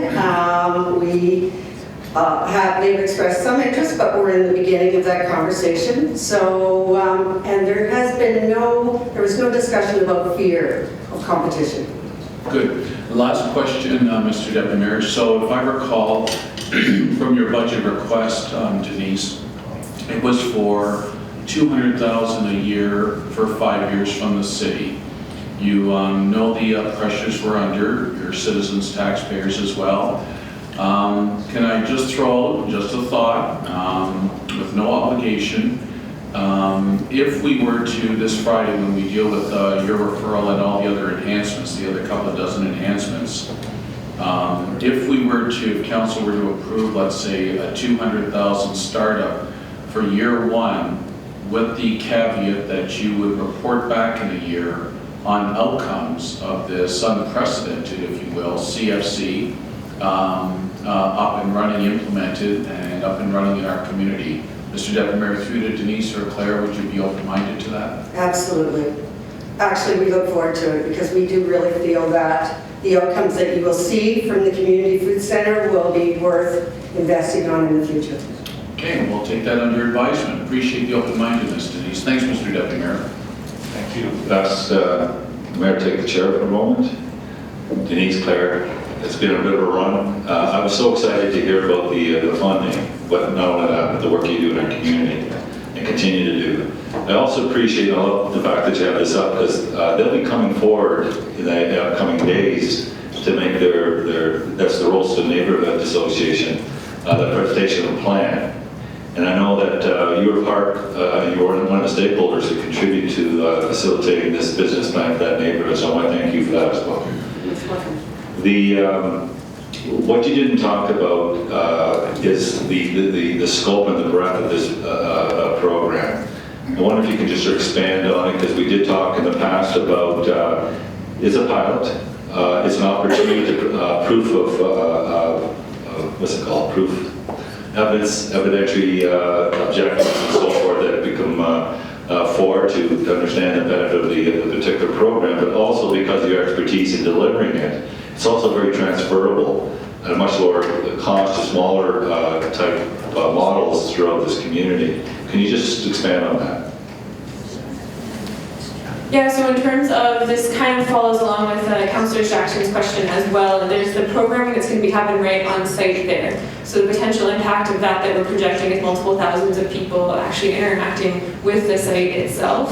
Then we have the community garden network, which we have provided and continue to provide an annual report on to make available to the council, and that's another thousands of people. That's 90 plus gardens we support throughout the city. I don't remember which one, with the exception of one ward. There's impacts in each of the wards with those gardens. The Edible Education Network that I mentioned, we've already had uptake thanks to our relationships with public health and Taste Buds. There's been, I think, at least 50 plus teachers who have utilized that guide in a pilot year. So operationalizing that, for example, that is teachers from throughout the entire city, again, to reiterate that, and that could be on easily hundreds, if not thousands of students that will have an impact on annually. And then we've also worked really closely, we've gotten a chance to meet with Councillor Collins, and we've gotten to work very closely and been invited to sit on the committee for the Requested Urban Farm with folks asking us for some guidance and support, and also to be able to make sure that our collaborations move forward. And then some unconventional partnerships as well. So St. Joseph Healthcare has approached us because they want to look at some opportunities to provide their individuals using their mental health services with some stopgap measures to get them connected to gardens, but they need, for example, staff support. They can't just put someone out into a garden without any surrounding supports for that. That's one example. Another is North Hamilton Community Health Center, looking to get diabetes education services more widely spread throughout the community. The list, I can name the list and go on and on, but... I just want to demonstrate, and I appreciate that, that the scope and the breadth of this particular program goes well beyond the Rolston neighborhood in regards to the benefits, and I want to highlight that, and I appreciate it. The other thing that when I started doing some research on, as you know, it's no secret, I understand the need for food banks, but I've never been a fan of food banks.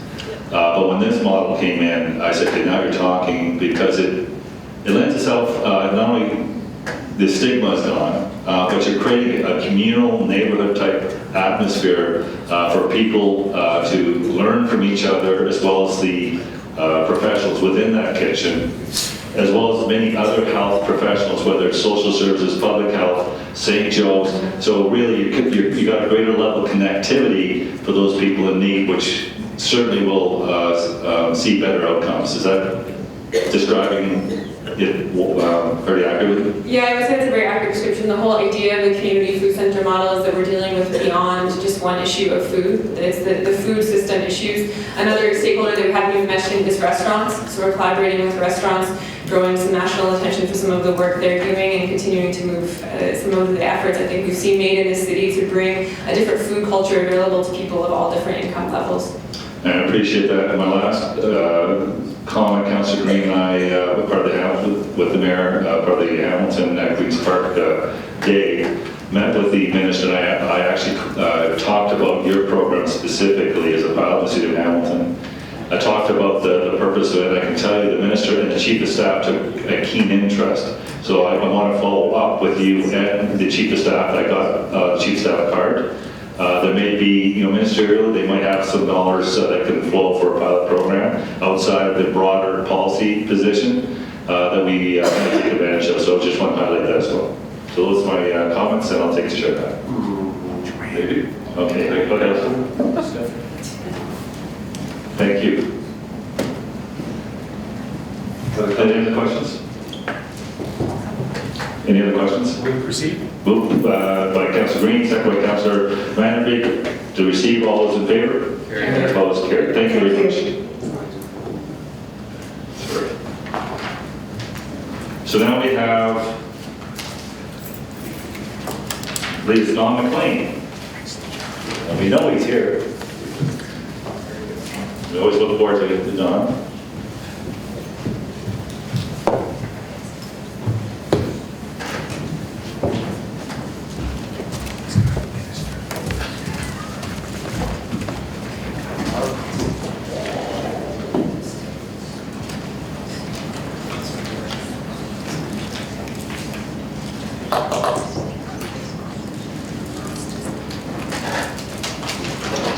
Now, just to remind the audience, if you see councillors going in and out, you should know that the speaker system is on in the lounge, so they are hearing the presentation. So just be aware of that.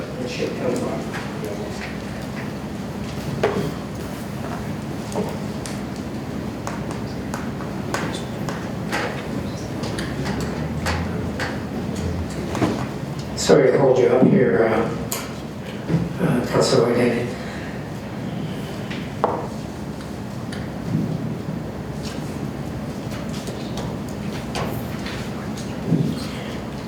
Thank you for the opportunity to speak here today. As you know, my concerns have community have been largely around climate change, and what we've seen in the last couple of months with the Paris Accord is that this seems to now be confirmed as a world issue. And I think it's one of the things that we need to, as a city, look at what role we're going to play in the necessary steps. And I know there's some work going on with the city manager to look at how to address climate within the city. One of the things that we might consider is having a climate change filter on city decisions, and we've done this filtering in other aspects before. So I want to particularly talk about something which is key to addressing climate change in Hamilton, and once again, that's transit.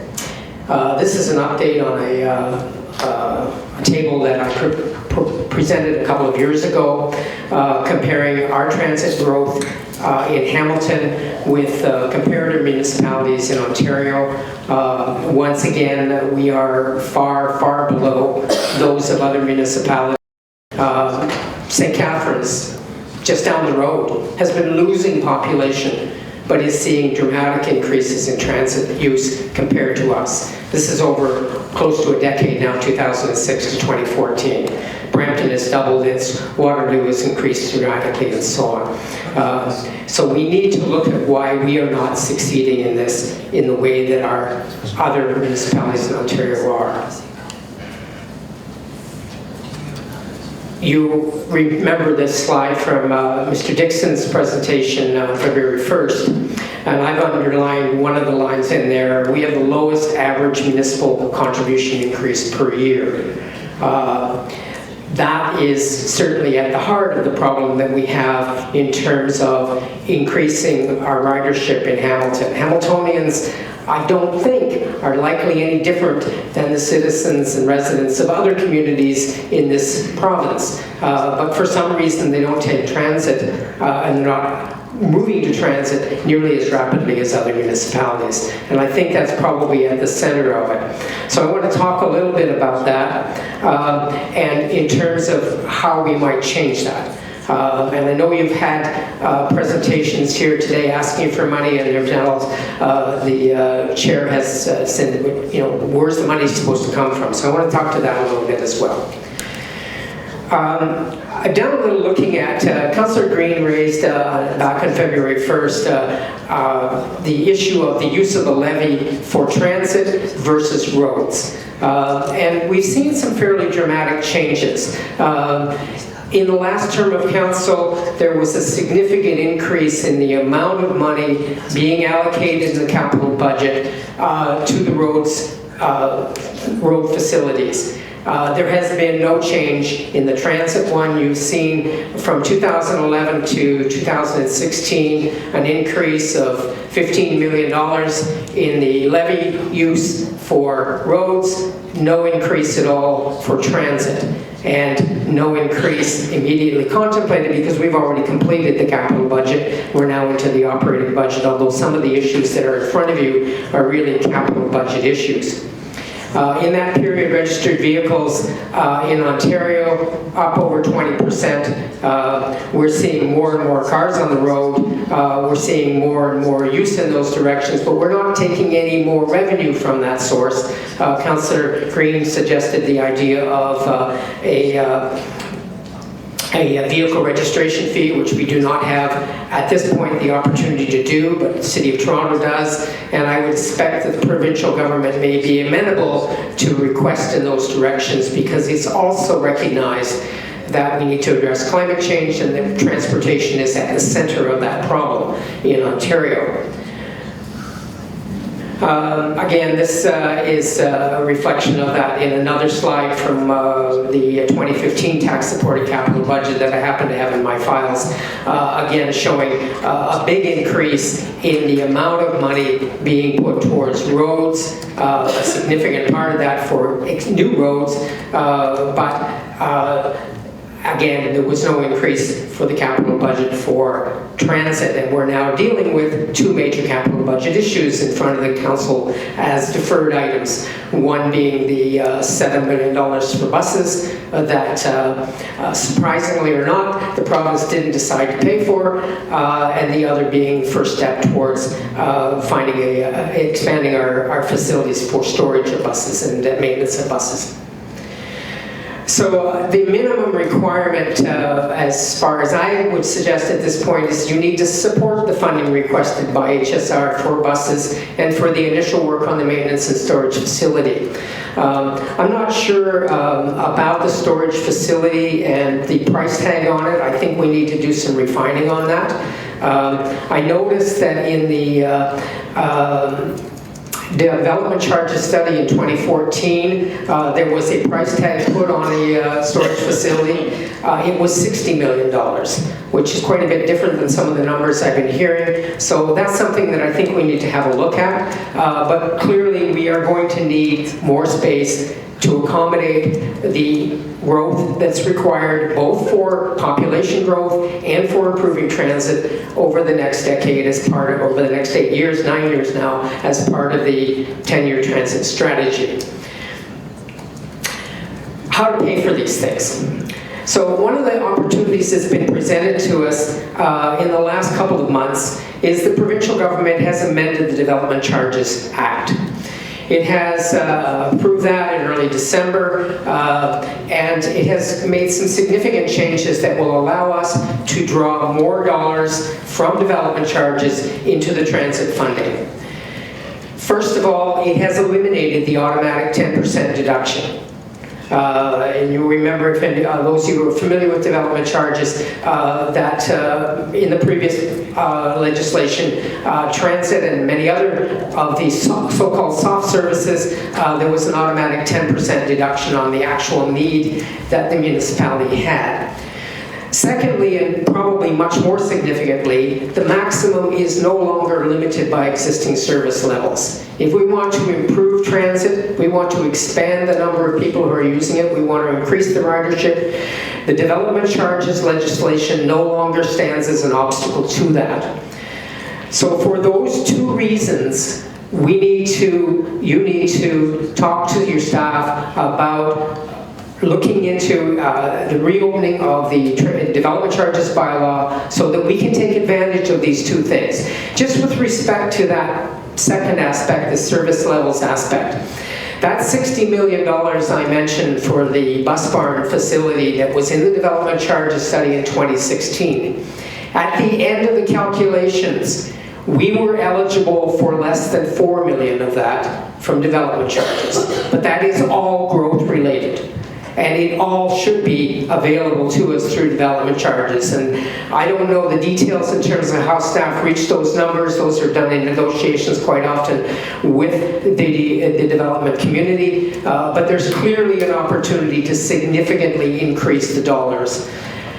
The other thing that's been added to the development charges legislation is the encouragement, formal encouragement of the provincial government to consider variable development charges. We've had a bit of discussion about that in Hamilton, but we haven't moved forward on it. They are a very good way to discourage sprawl development and encourage densification, and to try and start recouping some of the monies that we're giving away in exemptions at this point.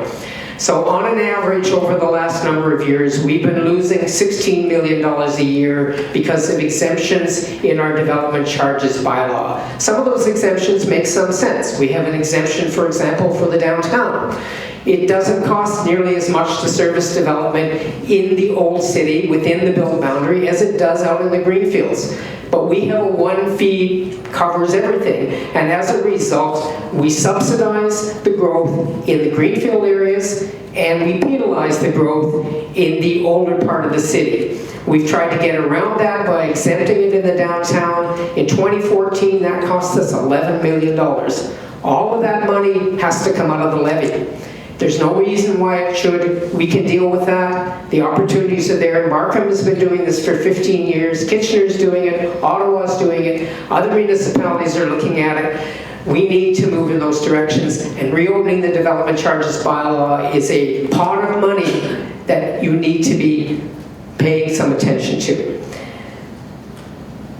There are other dedicated transit funds available, and this one may have a little more difficulty to stomach, but let's look at it carefully. We currently get $32 million a year from the federal government in gas tax revenues. That money was initiated by a previous Liberal government, a long time ago, Paul Martin, and it was initiated specifically to help cities reduce greenhouse gas emissions. In many parts of the country, and there's individual agreements with each province with regards to this fund, no city with transit is allowed to use any of that money for roads. Hamilton uses over 90% of it for roads. We are unique as far as I can make out. I have not been able to find any other city anywhere in Ontario or the rest of the country which is not using federal gas tax funds primarily for transit. But we don't do that. That $32 million a year, if you want to look at the remaining capital needs that Mr. Dixon outlined, would cover all of it. And a little bit left over. And I understand that we're in a situation where there is pressure to fix our roads. It's a legitimate pressure, but other municipalities are solving this problem in other ways than we are. And in this situation, this is one of the reasons why we're not getting anywhere on transit. The third one that we're not, that is affecting our ability to fund transit is a 15-year out-of-date system called area rating. We have been a city for 15 years. We're continuing to ignore that and pretend that we're still 6 different municipalities and we can have 6 different tax systems on the urban areas of those municipalities. We need to fix the area rating system. That would be an additional source of revenue in reasonable ways for the transit system. And it would mean that we would now be able to provide transit to our suburban municipalities that at this point is very difficult to do. We had an example just the last year. Binbrook was receiving taxi cab service, Transcab service. And when it came down to what that was going to cost, they got it initially as a give-in, and it was then put on the levy, and the cost was so high that a poll conducted by the councillor in the area said, no, we don't want to pay for it. Why is it so expensive to add a Transcab service to Binbrook? Because that ward would have to pay the whole shot. We don't operate like a whole city. We operate like 6 former municipalities. We need to stop doing that. If we were doing that on the basis of the whole city, that process would have been in place. We'd probably have a bus out to Binbrook, which we're going to need anyway, or you're going to have massive pressure to turn Highway 56 into another 4-lane or 6-lane route.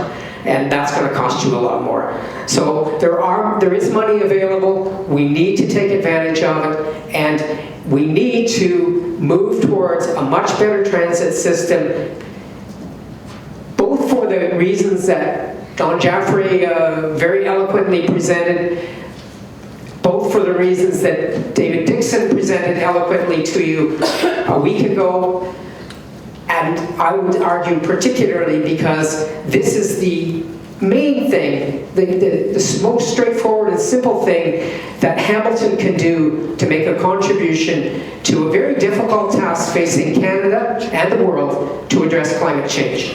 So I'll start here, and I'm open for any questions you have. Thanks. I have myself on the speakers list, but I'll recognize the other councillors first. Councillor Jackson. Thanks, Mr. Deputy Mayor. Thank you, Don. Don, I just want to pick up on what I asked Don Jeffrey and pick up on your point, and I'll never speak for my suburban colleagues. They've got unique situations in their area.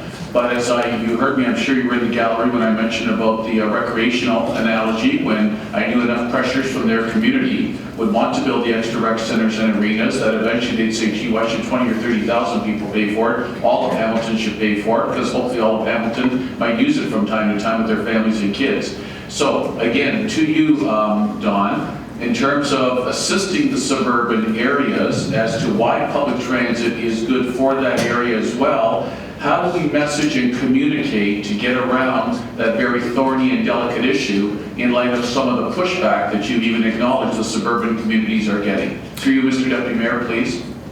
Thanks, Councillor Jackson, and I agree with you that we need to address this problem. Again, I think what Mr. Jaffrey stated is that there is a lack of information about this. I find people are surprised. They don't notice that the taxes in Dundas or Ancaster or Stony Creek, where I live, are lower than they are in other parts of the city because we're paying a third of the rate on transit that other municipalities are paying, other parts of the municipality are paying. And those folks are also the ones who are quite loud to say, we have lousy transit service, and they do. The transit service isn't great. I live in a great spot. I live a block from Hamilton. So I pay Stony Creek taxes, and I get Hamilton service. I'm a few minutes, 3 minutes from the B line. But most people aren't in that situation, and as a result, they're seeing very little service, and they are not aware that they're paying far less in transit taxes. Having a separate transit tax is probably something that is, as far as I've been able to make out, is unique in Ontario within an urban area. There are lots of places that have a separate levy for rural and urban. And we're not about, and maybe we can in the future, but at this point we're not servicing the rural areas with transit. But we are servicing our urban area. We are one urban area. We need to recognize that fact. And I know, Councillor Jackson, you've worked on this and others have worked on it, and I encourage you to do more. Perhaps what we need to do within the publicity with respect to the levy is to point out tax rates in these municipalities are lower, service is also lower. Appreciate the sincerity of your response. Thanks, Don. Thanks, Mr. Deputy Mayor. Thank you. I ask the Mayor to take the chair. Just on the last comment, I could actually give you examples where the service is exactly the same across the street. Scenic Woods, got the exact same transit system as the people on the east side of Scenic Wood, on Scenic, and they're the people on Ward 8 side are paying much higher for the same level of service as Scenic Woods, which are paying much less for the same level of service. So we even got examples where it's not fair or it's not equitable on those fronts.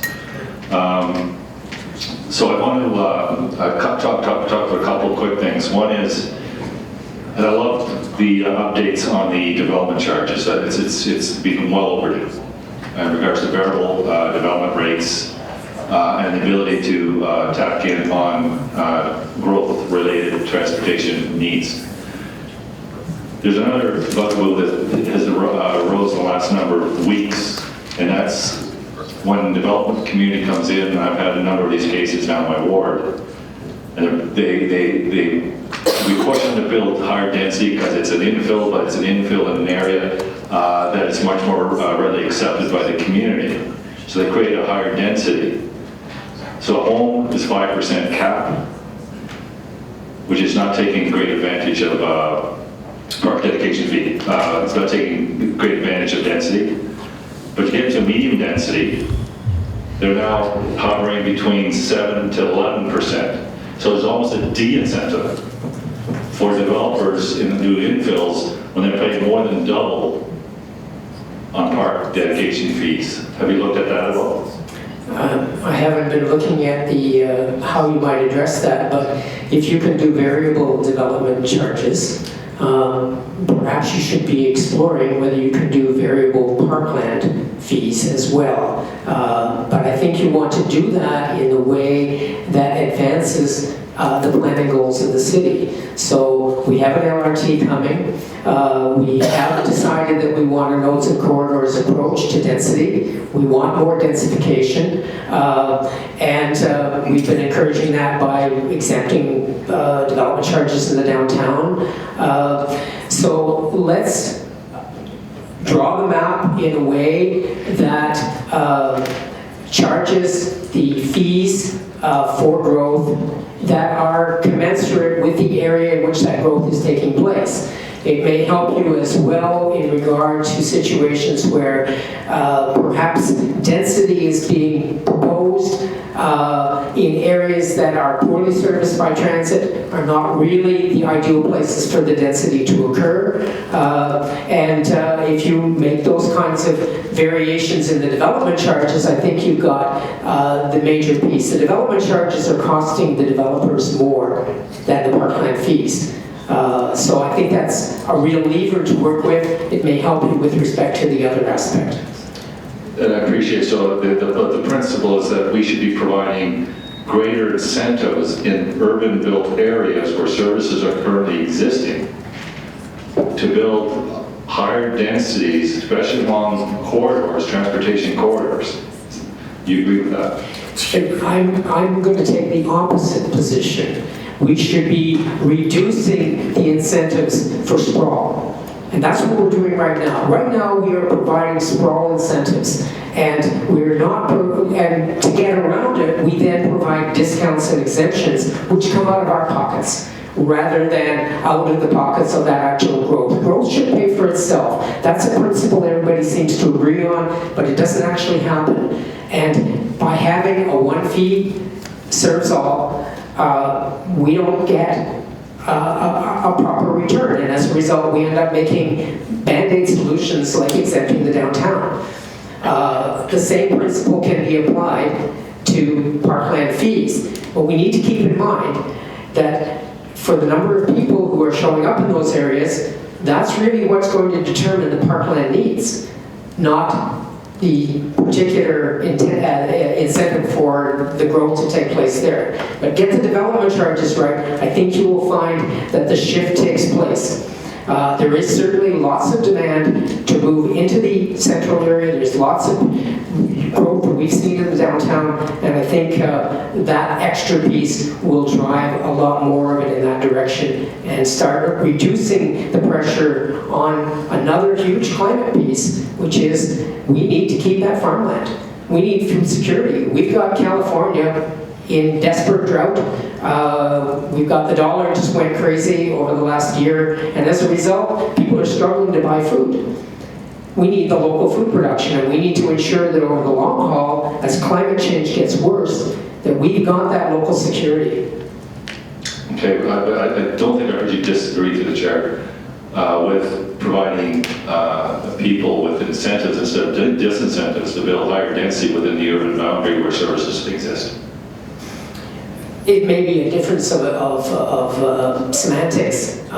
The incentive should be to charge on the basis of what the growth actually costs in that area. We don't do that at the moment. Fair enough. I absolutely agree. Thank you, Don, as always. I will take the chair back, and I don't see any other questions. Just Colin. Thank you. Hi. Just generally speaking, you talked about all the different cities and we're 5%, some are 20%, some are 100% growth for transit, right? Is that? That's right, yes. I'm just trying to get back. Do you think Hamilton is a unique situation because of the escarpment? I mean, there's a natural barrier, and I just know my area, and obviously on the mountain part of it, people see it as a big barrier to transit, and they take cars. And these other cities don't have that, so could that be part of why we're not advancing as quickly as we would like to compared to other cities? That's an interesting question, Councilor Connolly.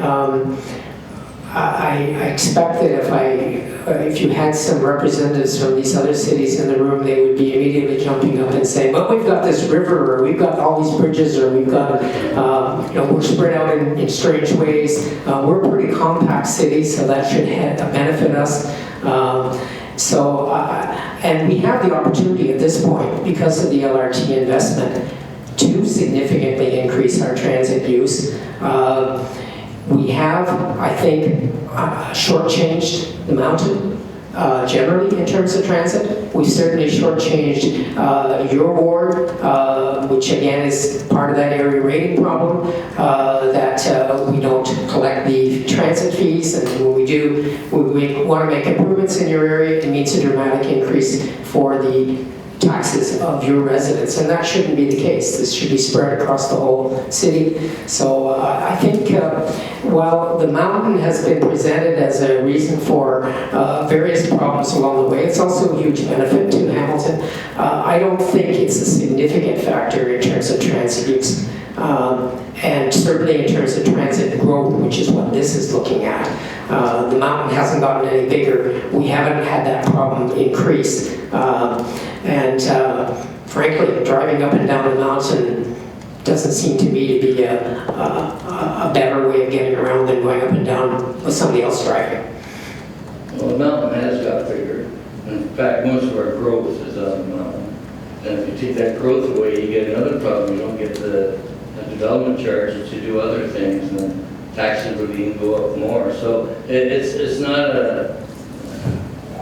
not an easy situation. And now, honestly, I do agree about sprawl. Stop all development in Upstream Creek, what do you have? Stop the sprawl. It won't happen because they need money. So it's a catch-22.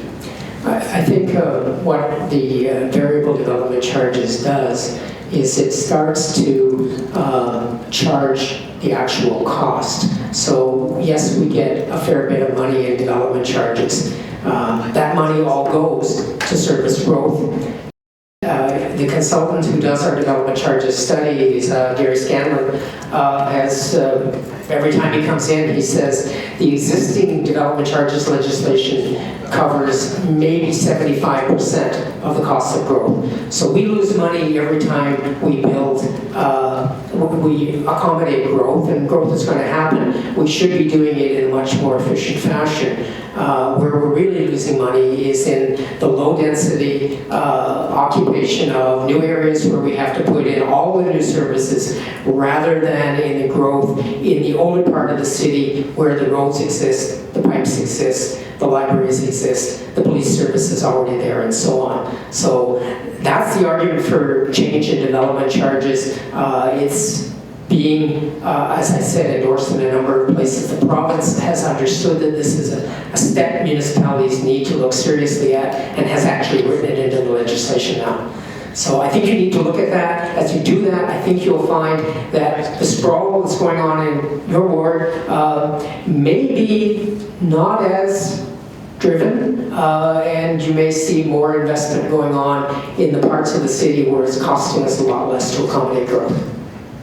And I might be wrong, but I thought when I first came on the council, I asked about is there a net cost to growth in Upper Stony Creek, for instance? And I was told, I thought, that there was a net gain of about $600 per house. And I can't, I'd have to verify that again, but I was pleasantly surprised that it wasn't a cost over and above what the taxes produce and what the costs are and the development charges. But I can't swear to that. That's just what I remember. But thank you very much for your... I'd have to look at what your source is. The sources that I've seen, not just in Hamilton. There was one study done in Flamborough 15 years ago that decided that every house built costs us money. And that's been the conclusion across the province, I think, at this point. So it would be surprising if those numbers if we're coming to those conclusions here. I don't think that's been the conclusion across the province. Yeah, and just take a chair back. My understanding, across the chair, my understanding is on greenfield development, it doesn't pay for itself. But in, Hang on. sorry, I thought, can I stop quick? You didn't chair. Councilor Collins was speaking. Are you finished, Councilor Collins? Okay, thank you. Sorry, was there another speaker? Sorry. Any other speakers on speakers? I didn't have any miles on speakers. No, you're good. Yeah, so you're giving the chair back to me then? Right. Okay, Councilor White. So my understanding that in greenfield development, where you bring roads and services out, that's what the data shows in regards to greater costs and life cycle costs. You don't really recover in actual fact, you're subsidizing that growth. But within areas where the services and roads exist, that's not the same scenario, is that correct? Well, we clearly have many of those facilities already in place, so we don't have to build new ones. We may have to do some redoing of our sewer lines or water lines, but we have to redo that anyway because people live there. We could, for example, in a very simple format of variable development charges, go on the basis that the province laid out for us back in the Places to Grow in 2005, when it mapped out what it calls the built boundary. So if we had one charge within the built boundary and a different charge outside the built boundary, that were calculated on the basis of what the actual costs were to service new growth, then we would have a simple step that we could take. It may well be that we need to be more complex and that there are other areas that we want to focus attention on and try to encourage by giving them a more accurate picture of their actual growth costs. But at this point, yes, greenfield costs us money and we don't get that back. Appreciate that. I just wanted that clarification. Thank you. Any other comments or speakers, questions? Councilor Collins. I just have a quick question, Don, in terms of your definition of sprawl and intensification and infill development. Last year you presented during the budget process, again, very consistent message, and you categorized at the time the regional shopping center, the big box on Centennial, as sprawl, and the construction of our bridge, I think, was categorized as facilitating sprawl, and that's on Centennial Parkway. I'm surprised if I did that. They don't qualify as sprawl in the sense of moving on to greenfield sites. I had some difficulties with the decision to use that site because it was an industrial site and we were short of industrial land. We've encountered some problems with the location of the Walmart down there because we've now had to redo that bridge and block off part of the lane to provide pedestrian access that wasn't there. I think it might have been the issue of the bridge itself. So I didn't ask the question at the time. I thought I'd ask it today, but maybe it's something you and I can take offline in terms of speaking about that issue. So thank you. Okay, thank you. Any further questions? Donna, thank you very much. Motion to receive the presentation, moved by Green, seconded by Partridge. All in favor? Thank you, Donna. Councilor White. Thank you. I just want to go back for a moment to make sure Lindsay Bedard, I think there's two that we didn't get in. Wasn't there two? Richard Gelder. Are they here? It's supposed to be here until around 6 p.m. 6 p.m. Okay, that's right. And is Lindsay here? Don't see Lindsay, so we'll move on. So we have Marcia Duncan. Marcia, you here?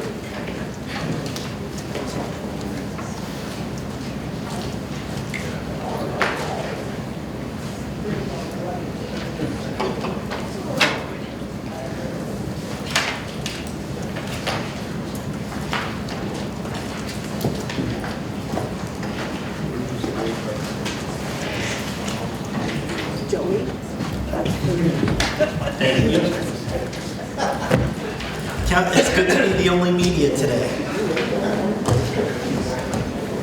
They're all looking at me like I should share with them. This is for you.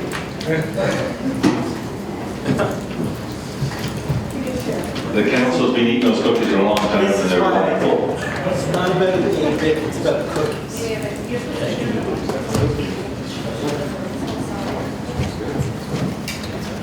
Typical social planning. Sorry, equity and socialism.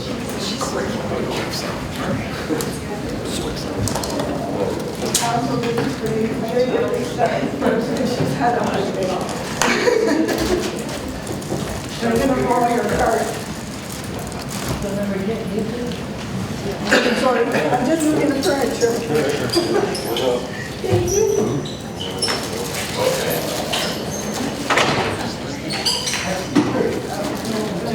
Thanks, Marcia. Well, it's not quite.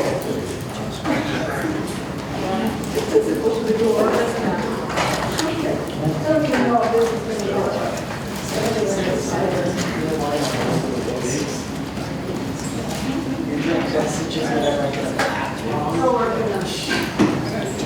You've seen it all before.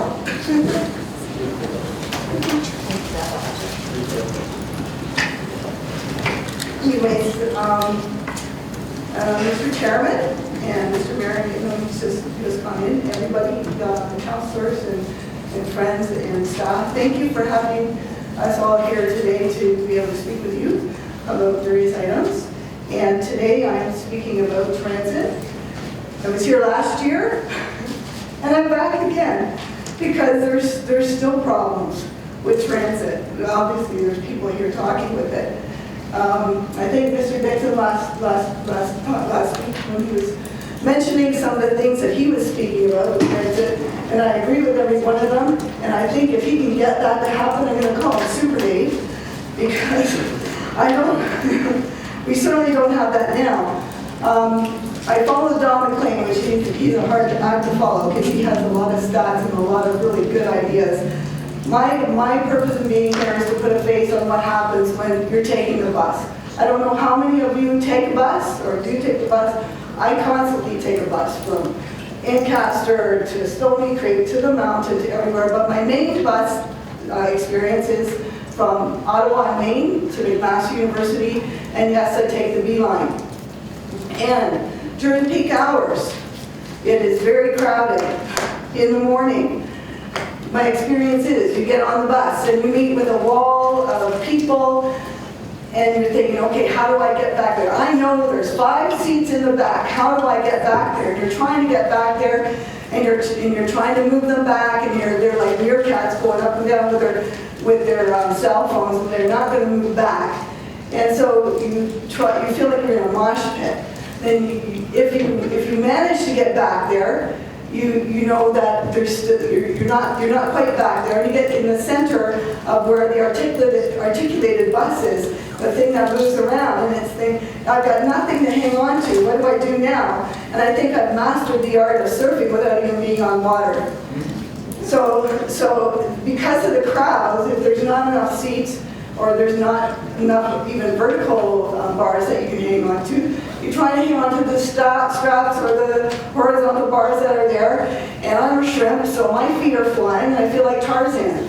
So it's really important we get those buses, and I'm on a good line. I'm on the east-west corridor, and I know that it's tough on the mountain. I know in Councillor Whitehead's folks up at Mohawk College, it's a tough go. So it's really important that we get these buses. And the other thing that I was going to mention too is we're getting the LRT.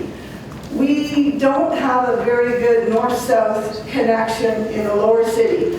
We have the Wentwell and the Chegagawa up on the mountain. It's really good. We had Councillor Johnson, you helped with that Wentworth 12, and that's a good bus with Environment Hamilton for Wentworth and Wellington.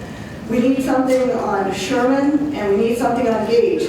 If we're going to be able to match or meet up with the LRT, we're going to need those buses really, really badly. And we've got the Bernie Morelli Seniors Complex, as well as the new school that are coming in. They're going to need to be able to get to those places on a north-south basis in the lower city.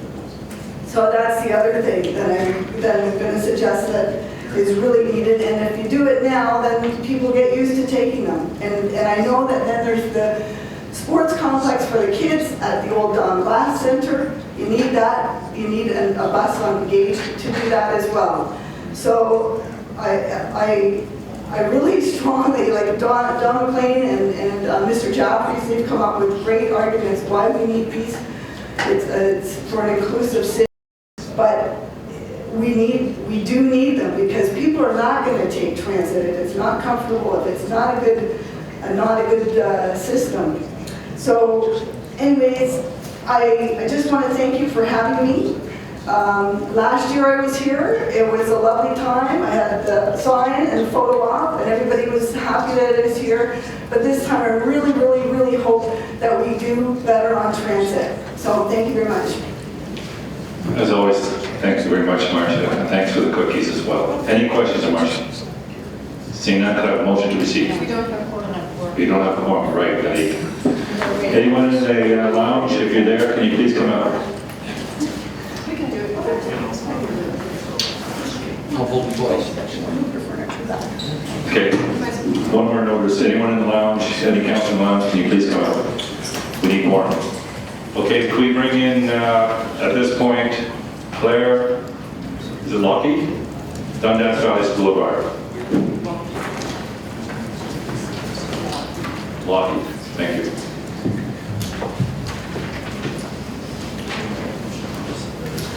Good afternoon.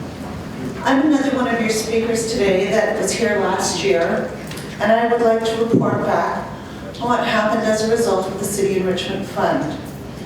The additional money that the school received in 2015 was a fundamental game changer. And I think I speak for the entire cultural sector when I say it gave us the power of yes.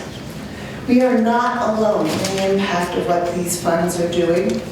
And I came here today because I want to say thank you for how you are fundamentally changing the sustainability model for cultural organizations. And I just wanted to quickly say a few of the things that we've been doing with the money and how it is changing DVSA into a much more successful business model. So we finished our last fiscal year with a modest surplus. That's the first time that's happened for a few years.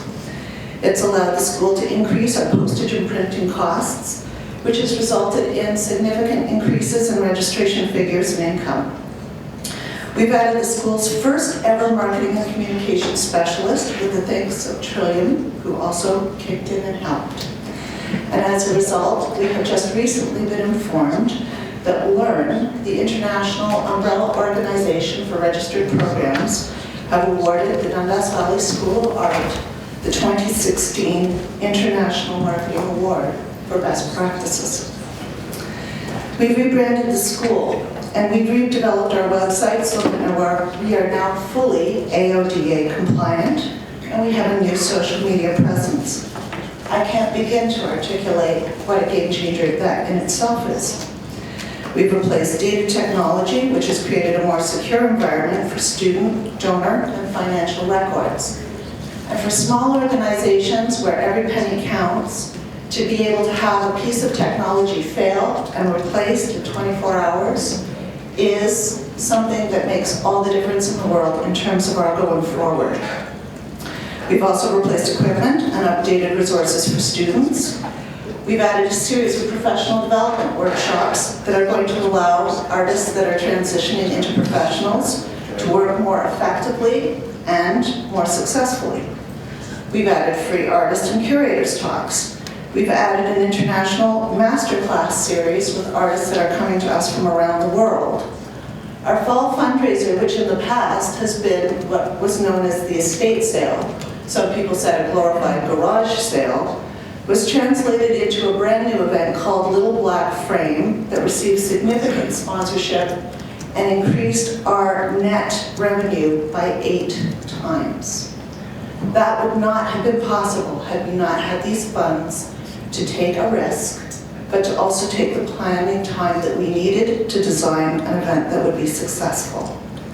And then we took the estate sale, which looked far better on the Dundas Museum in terms of their mandate, and that will now become their new fundraiser. With Dundas Museum and the Carnegie Gallery, we have also worked with Mohawk College and developed Winter Blooms, which was a recent 4-day event that was absolutely free and paired art and artifacts with floral displays. We were celebrating the walkable community that Dundas is. In doing all of this, we've also revised our business plan, and that is allowing us to share our space. One of our recent new additions is Lawson Ministries' Strive program, which includes the Paparella Innovative Art Program. And we've added new art therapy service programs with the Down Syndrome Association of Hamilton, Hamilton Housing, Big Brothers Big Sisters, amongst other partnerships. So grants are up, sponsorships are up, registrations are up, income is up, the deficit is down. We are increasing the number of bursaries that we're in a position to offer. We're increasing our presence at local festivals and events. And as I say, we're finally in a position to not just get to yes, but to take some chances and really test the market that's out there. We're learning where we can grow, and we're learning what our potential runs to. And we are better set to serve the community and to succeed. And again, last year I asked you, could you please take our little school as an example of what cultural organizations are doing in this community and extrapolate? Because our success is everyone's success. And for that and for these additional resources, I simply wanted to say thank you.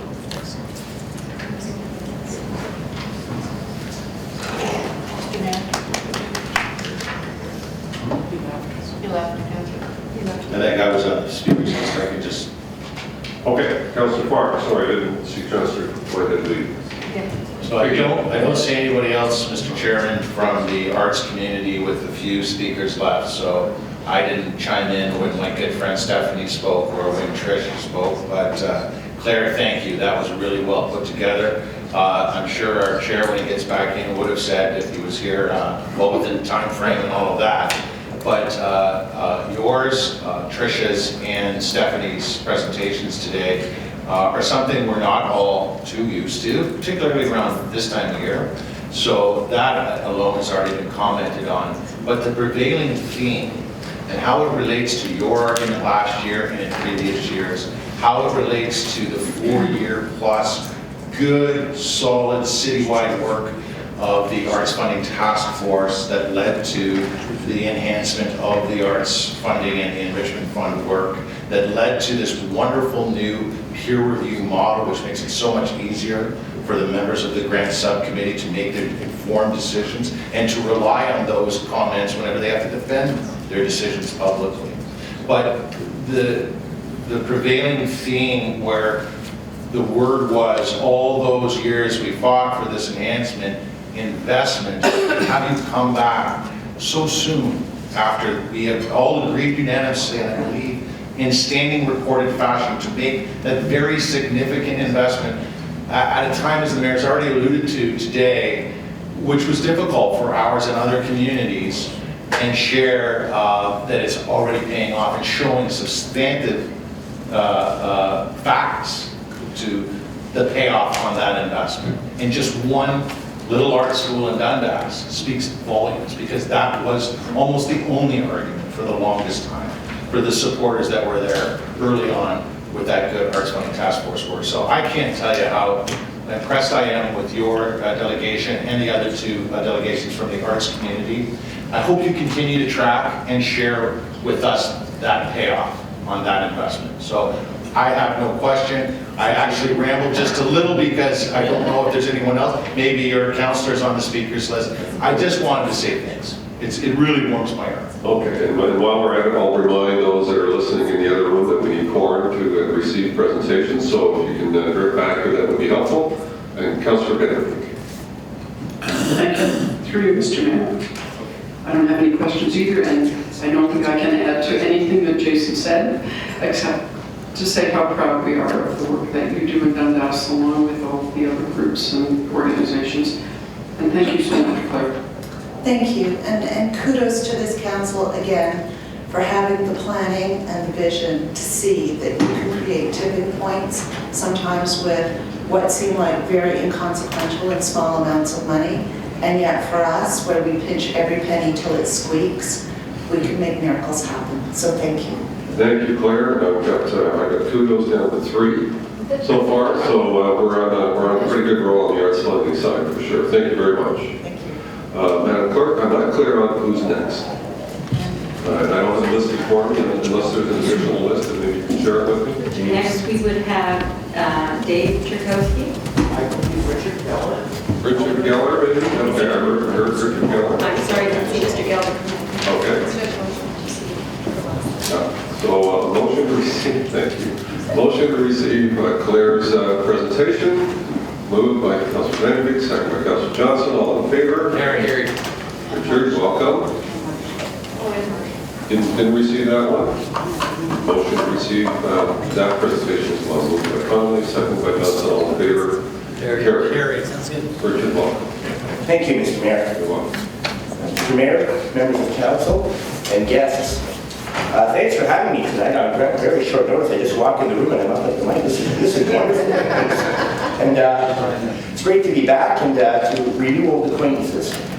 I want to start by saying it was, I think, Oliver Wendell Holmes that said that taxes are the price we pay for civilization.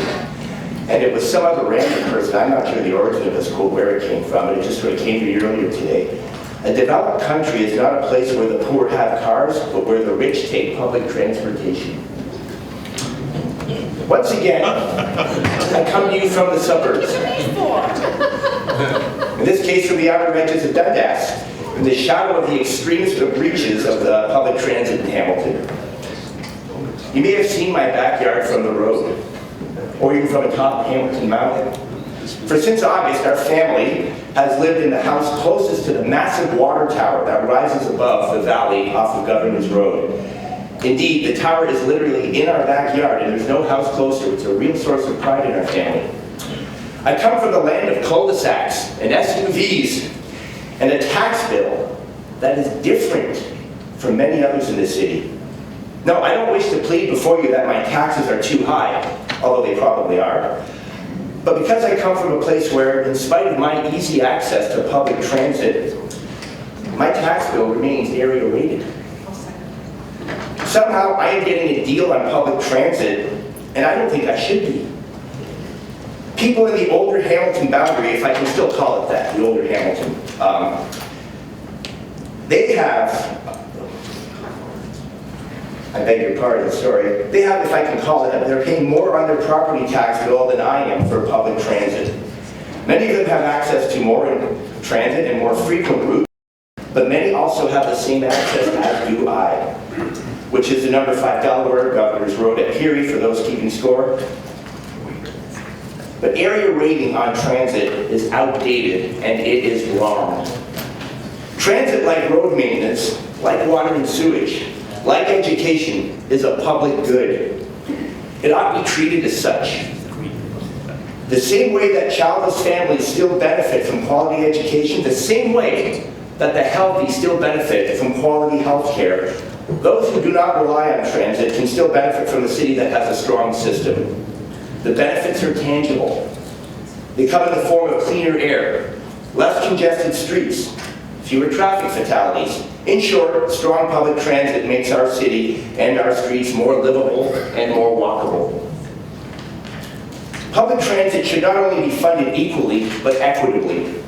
And I say this unequivocally as someone whose property tax bill stands to increase as a function of the ending of area rating. But the issue isn't only fairness, but the ability of public transit to be funded properly without an inordinate increase in the fares that would serve only as a disproportionate burden on the vulnerable.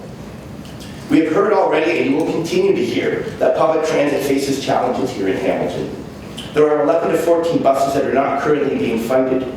There is a need for bus storage that isn't in the outer peripheries of the region that costs the city millions of dollars per year. There is an aging fleet that will need replacing. And there is pending light rail transit, which thankfully is being funded out of provincial coffers.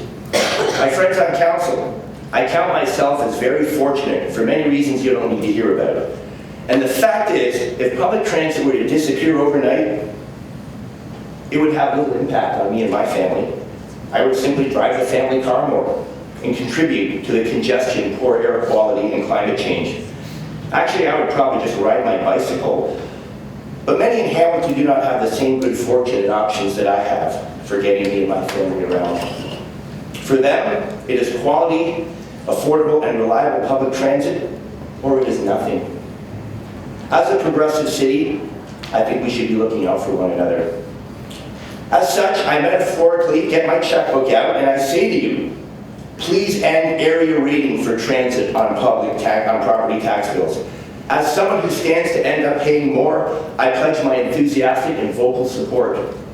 Because, members of council, hashtag or not, transit matters. And thank you for your time.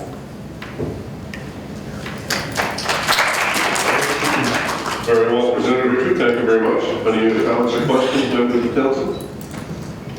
Hearing none. Mr. Chair. Councillor White. Well, I just want to thank you. It's really refreshing to see someone from the suburbs understanding the importance of all of us making an investment in our transit system. And it's refreshing, not just here for people in this community, in the old city, but to hear representatives like yourself coming from outside the community saying and understanding these words. I agree wholeheartedly, and that's why I felt very strongly about being here this evening. Glad you made it. Thank you again for your presentation. Moved by Councillor Connolly, second by Councillor Vanderbeek. Your presentation, all in favor? Carried. Thank you, Richard. Thank you. Lindsay Goddard, I believe, I hope is here. She was called earlier. I'm just filling in the blank there in terms of making sure she's not being missed. Don't see her here. Madam Clerk, who's the next speaker? Dave Drukowski is next. Do you have a list? Okay. It's the last one. Yeah, thank you everyone for allowing me to speak today. And I want to speak on transit. And in particular, Dave Cherkowski, sorry. Cherkowski, Jimmy. I knew your first name. Don't call me late for dinner. All right, Shelby. So, yeah, I want to speak to transit issues, and I'm going to quote your Director of Transit last Monday saying, Hamilton's investment in transit service municipally has been the lowest municipal year-over-year increase, and there's a requirement to keep up with the population growth. You take federal money and you spend some of it on transit. Don said not as much as most other people. You take provincial money, but I think last year's budget proved how little and how much of a fight it is to get municipal money, and one of those areas is the area rating issue. Just before I get into that, I want to outline the 4 demands that a lot of us got together last week to. We support a second maintenance facility, particularly in the downtown area, and your transit director stated about how many millions of dollars every year. Millions of dollars. You want to know where you can find that? You find the facility and it will start reducing its costs. That millions of dollars are wasted every year because we have one up on the mountain and one up below. Get a facility downtown to stop wasting that money. We support the HSR request for 11 new buses. You increased the fares, you said you're going to improve the service. That requires all the buses. Please buy all the buses needed. Because if you don't, you won't get the improvements, and there are going to be a lot of transit users that will be very upset on that.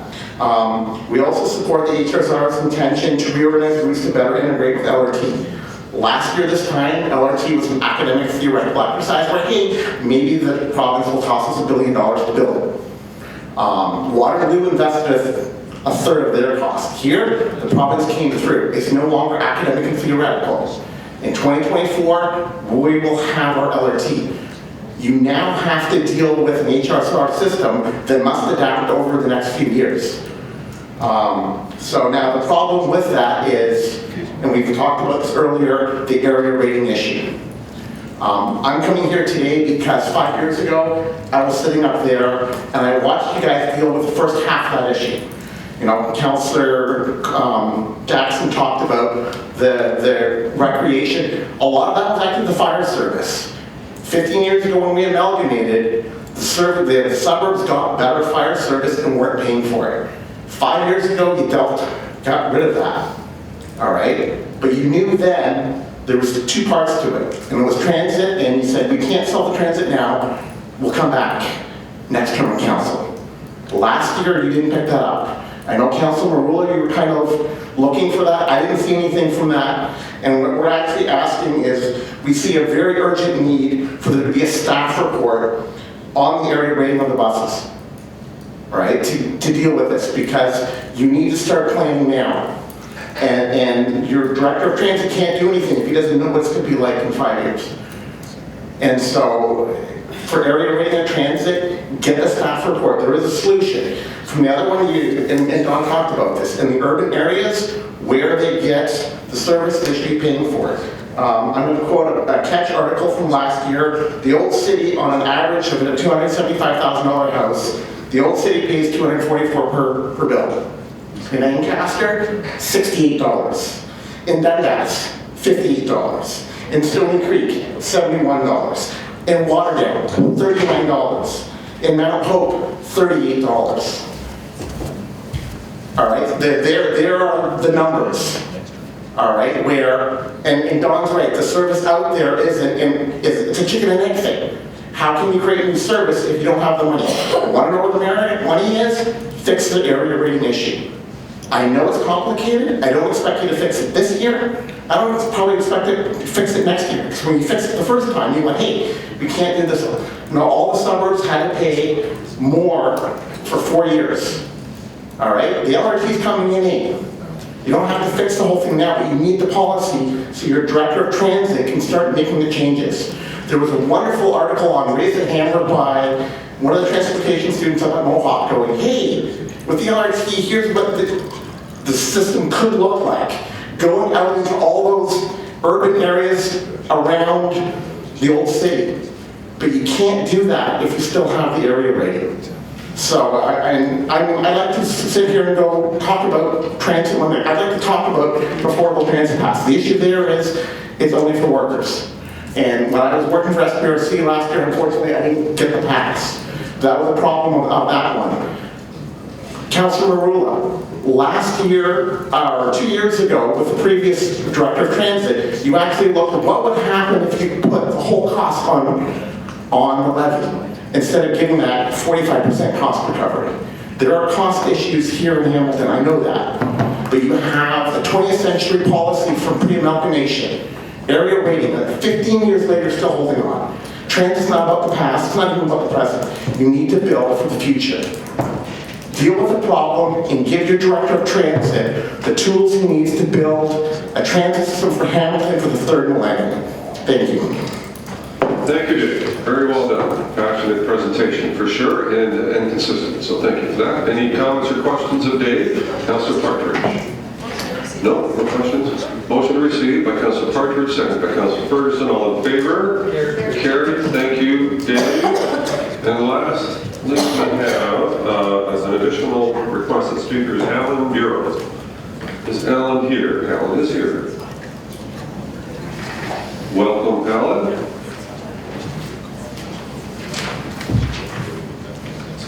And the floor is yours, sir. Thank you very much. And just a slight correction, it seems to be something. My name is Alain, just so that you know. It's the French version of Alain. Alain. Yes. Sorry. To be quite exact, Alain Joseph Henri Hercule Bureau, sans souci, but Alan will suffice. I'll use Alain from now on. Very good, thank you, Mr. Mayor. Good afternoon, councillors, Mr. Mayor, and my fellow citizens. I will preface this, I will spare you my PowerPoint presentation because my drive is actually still sitting in my computer. So you're lucky, so it'll be a little bit shorter. And I must say, there's a lot of hard acts to follow. A lot of the elements that I will present to you are part of the, my discussion, are also part of many other people's concerns.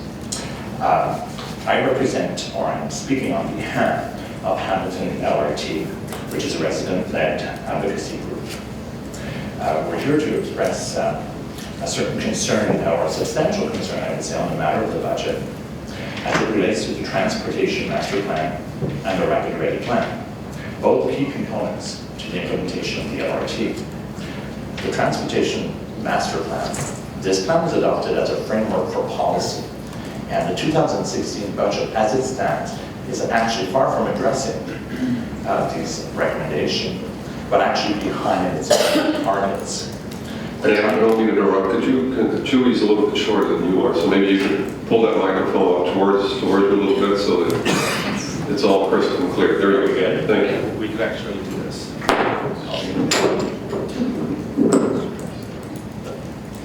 And how's this? Usually I have a thundering voice. Yes, there you go. It's back. Rare. Thank you. As I was saying, I believe that the recommendations on the transportation is actually falling back, not meeting its own targets.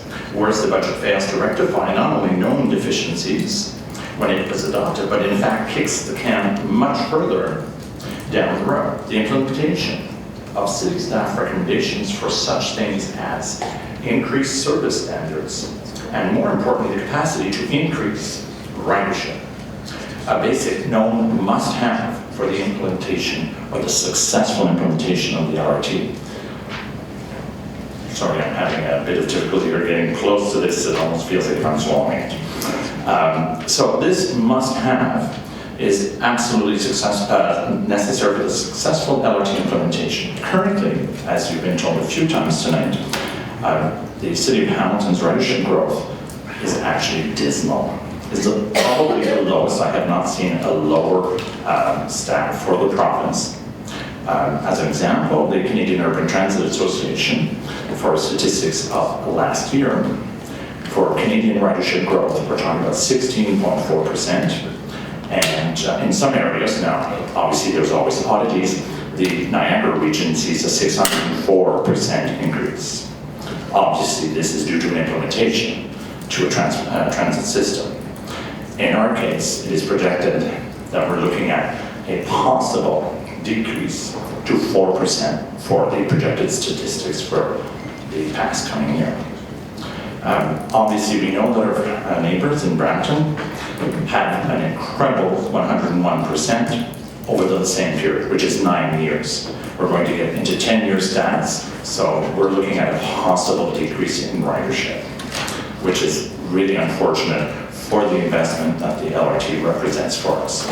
Worldwide, ridership growth exploded in recent years, and in certain years, which were mentioned before in Bogota, Colombia, new progressive initiatives have increased ridership to almost 4-digit percentiles in less than 3 years, according to the New York Times. On the subject of this budget, City Council and HSR agreed in February 2013 on the steps necessary to increase mobility and transportation options for Hamilton through the Rapid Ready Plan. The key points of which were improve transit by investing more to improve and reconfigure the transit network in anticipation of LRT. Again, this must be done aggressively. Grow ridership and provide more service, setting the framework for the LRT's success. If we don't move forward with this fast enough, we'll always be trying to catch up, and we won't have the ridership to actually make. Like in the case of Waterloo, the LRT is successful and it isn't even open yet. Ridership has increased massively. Another aspect of the Rapid Ready is to support community planning, which the city has begun, but needs to be more forthright, progressive, and aggressive in seeking a buy-in by residents, businesses, stakeholders, and even to support city staff and employees. They're part of this whole synergy that needs to be created. A slight conjecture is we're talking about so often this upper-lower city. I do not see, I'm relatively new to Hamilton, a bit less than 2 years. I have never fathomed Hamilton being divided. I do realize that there's a physical barrier. There are many countries, many cities such as St. Paul, Minneapolis, which is now called the Twin Cities. People don't even remember kind of Minneapolis or St. Paul. So there is no division. I do not see our city separated. I don't see it as 6 entities. I see it as 6 communities, but it is still all one. The LRT is part of this plan to put our city in a master plan, moving people from Dundas to Stony Creek, from downtown to Edinburgh. Everybody, we must prepare for the future. We must prepare for our future generations and our future needs. Petrol might be very cheap at the moment, but just a year ago, it was 3 times higher. What if it's 17 times higher next year? Without massive transit investment, we're going to be stuck. We're going to be left out. As you know, there are many other examples of successful LRT implementation that demonstrate the requirements to make investments in transit, offer various mobility options, which Cycle Hamilton has mentioned. Complete streets, it's walkability. We need to be able to walk. We need to use transit, GO stations. We've just built a wonderful station which seems to be sitting idle. At Hamilton LRT, it's our understanding that Council's proposed 2016 budget does not go far enough to address deficiencies, current needs, and previously established goals. We believe this budget actually calls back on these, and when it should be actually aggressively pursuing them. Furthermore, it's the responsibility of City Council and our Mayor to assure that our tax dollars and those of our fellow Ontarians who are also concerned with how all levels of government invest our tax dollars for a better future. Hamilton LRT residents, businesses, and stakeholders in Hamilton deserve a stronger leadership from Council, our Mayor, on this crucial issue. If they are to lay the groundwork for the implementation of a successful light rapid transit system, the City of Hamilton must move forward with determination to attain our city's goal of making Hamilton the best place in Canada to raise a child, promote innovation, engage citizens, and provide diverse economic opportunity. Thank you. Merci, Alain. Thank you very much. Any questions of Alain? Seeing none, a motion to receive, moved by Connolly, second by Johnson. Alain, thank you very much. Appreciate your fulsome presentation. Well done. Thank you. Thank you. Any other first-time, one-time individuals in the room here that would like to make a presentation? Not looking for second-time speakers. You haven't made one, and you're free to come up if you go on down. Give us your name and address.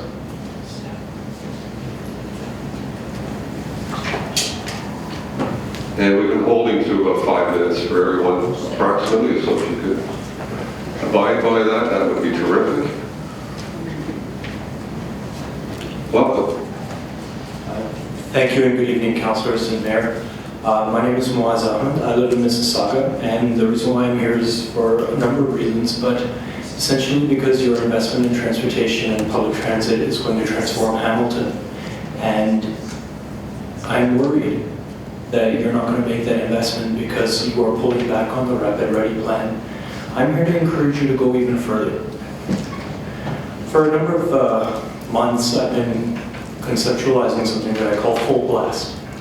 And the reason why I call it full blast is because you have your blast network that you are planning and building with a 25-year vision. But as you probably heard tonight, that there are numerous transit agencies that have become successful by adding what they call a quality bus service, something that is a slightly different brand from the typical service, but also essentially showing a new group of public transit users that public transit is available, it's connectable, it's frequent, and it's reliable. And this is the kind of public transport investment that will get large numbers of people in transit. And this is why Brampton has been successful in seeing these massive increases in their ridership. It's not just because they've made the increases to the basic service and they've improved their networks, but it's also that they've made a significant effort to brand a new service and let people in Brampton and outside of Brampton see that there is one service available for them that can take them quickly to their destination. If you look at other communities within Greater Toronto and Hamilton area, the Greater Golden Horseshoe, there are examples of what we call the quality bus services. So Mississauga has the My Express service, Brampton has the Zoom bus network, Waterloo has the iExpress service, and I believe that if you study very carefully, you'll see a parallel growth in ridership based on the amount of money and time that has been invested into the brand of the service. Mississauga has not made the kind of investment into service quality that Brampton has with the Zoom network. And frankly, I can see, and I'm sure the statistics will bear out, that there is a significant difference in growth in ridership. The same can be said of the iExpress network. It is branded somewhat separately from the regular Grand River Transit service, but it's not distinct enough to the point that a lot of people are using that as their exclusive way to get around. The purpose of me coming here is because I work in transit, and I work as a person who connects different regions and different transit groups, whether they're involved in the business, whether they're involved in the community side. And I believe that there's a great opportunity here for Hamilton to transform by transforming public transit. Essentially, that's why I'm here. I made the trip from Mississauga in order to do this, partly because my sister, I love her very much. She lives in Hamilton. She wants a better Hamilton. I want a better Hamilton for her as well. But there are so many examples of success in the Greater Golden Horseshoe, and I believe that by going full blast, by making the investment in the blast network, making the investment beyond Rapid Ready, and getting that network as close to visible as soon as possible, a lot of people are going to be clamoring to use transit in Hamilton. And that's exactly where we want to be. Thank you for your time. Okay, thank you very much for your presentation. Any comments or questions, gentlemen? Hearing none, a motion to receive, moved by Marula, seconded by Pearson. All in favor? Carried. Thank you. I'm not aware of any other additional speakers. I want to thank one and all for coming and making their presentations. And we have a couple of items communications to approve, and they are items A through E. So we want to move all of those. Moved by Johnson, seconded by Vanderbeek. All in favor? Carried. One, I see Mr. Murray's in here, but one comment I would like to make is I would ask our staff to think about how we can have a much more robust and improved community engagement process on our budget for next year. As much as we do this every year, and it's important to hear from our residents clearly, but I think we can hear from many, many more through different avenues and venues, whether online or through other town line meetings, etc. So maybe I'll pass it on to the city manager as a request to, and hopefully you'll support that.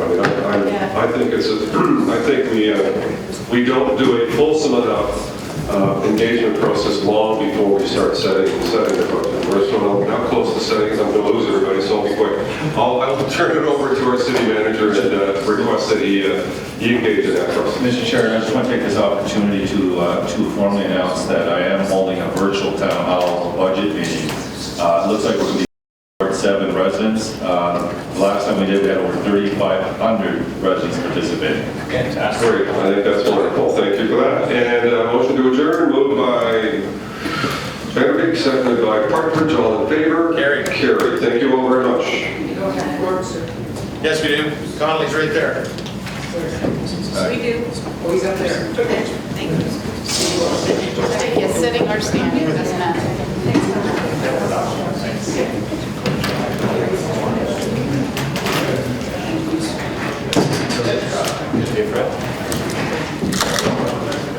I'll say my way is awesome.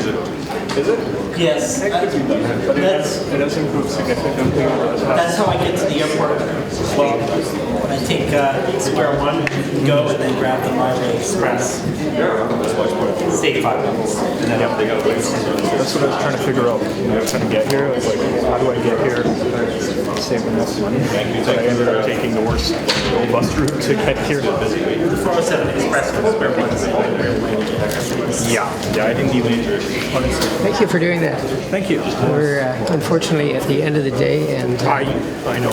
they were all falling asleep. I know. I had Well, we did get some discussion earlier on, so questions and lots of questions that I think could have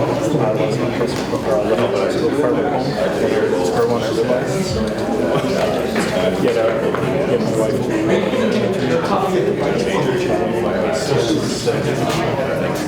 that's what they say, is that if you are 100% quadrant type of conference or request to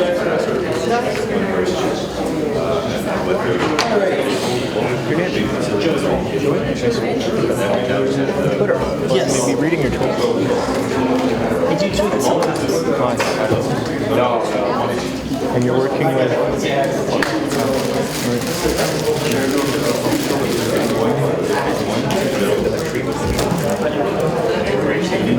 Yeah, I did kill the stream, but just for the sake of making sure.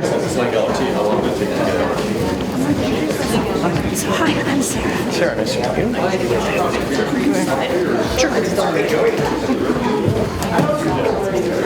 I will produce evidence that I was wearing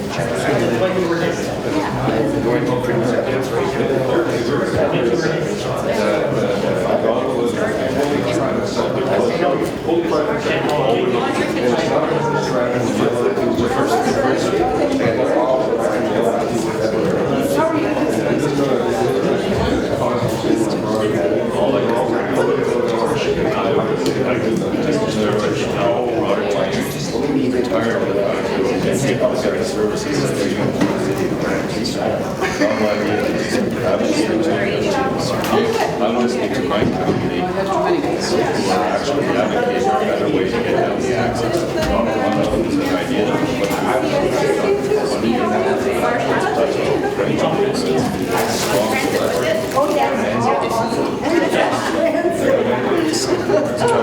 to leave. I'm not suggesting about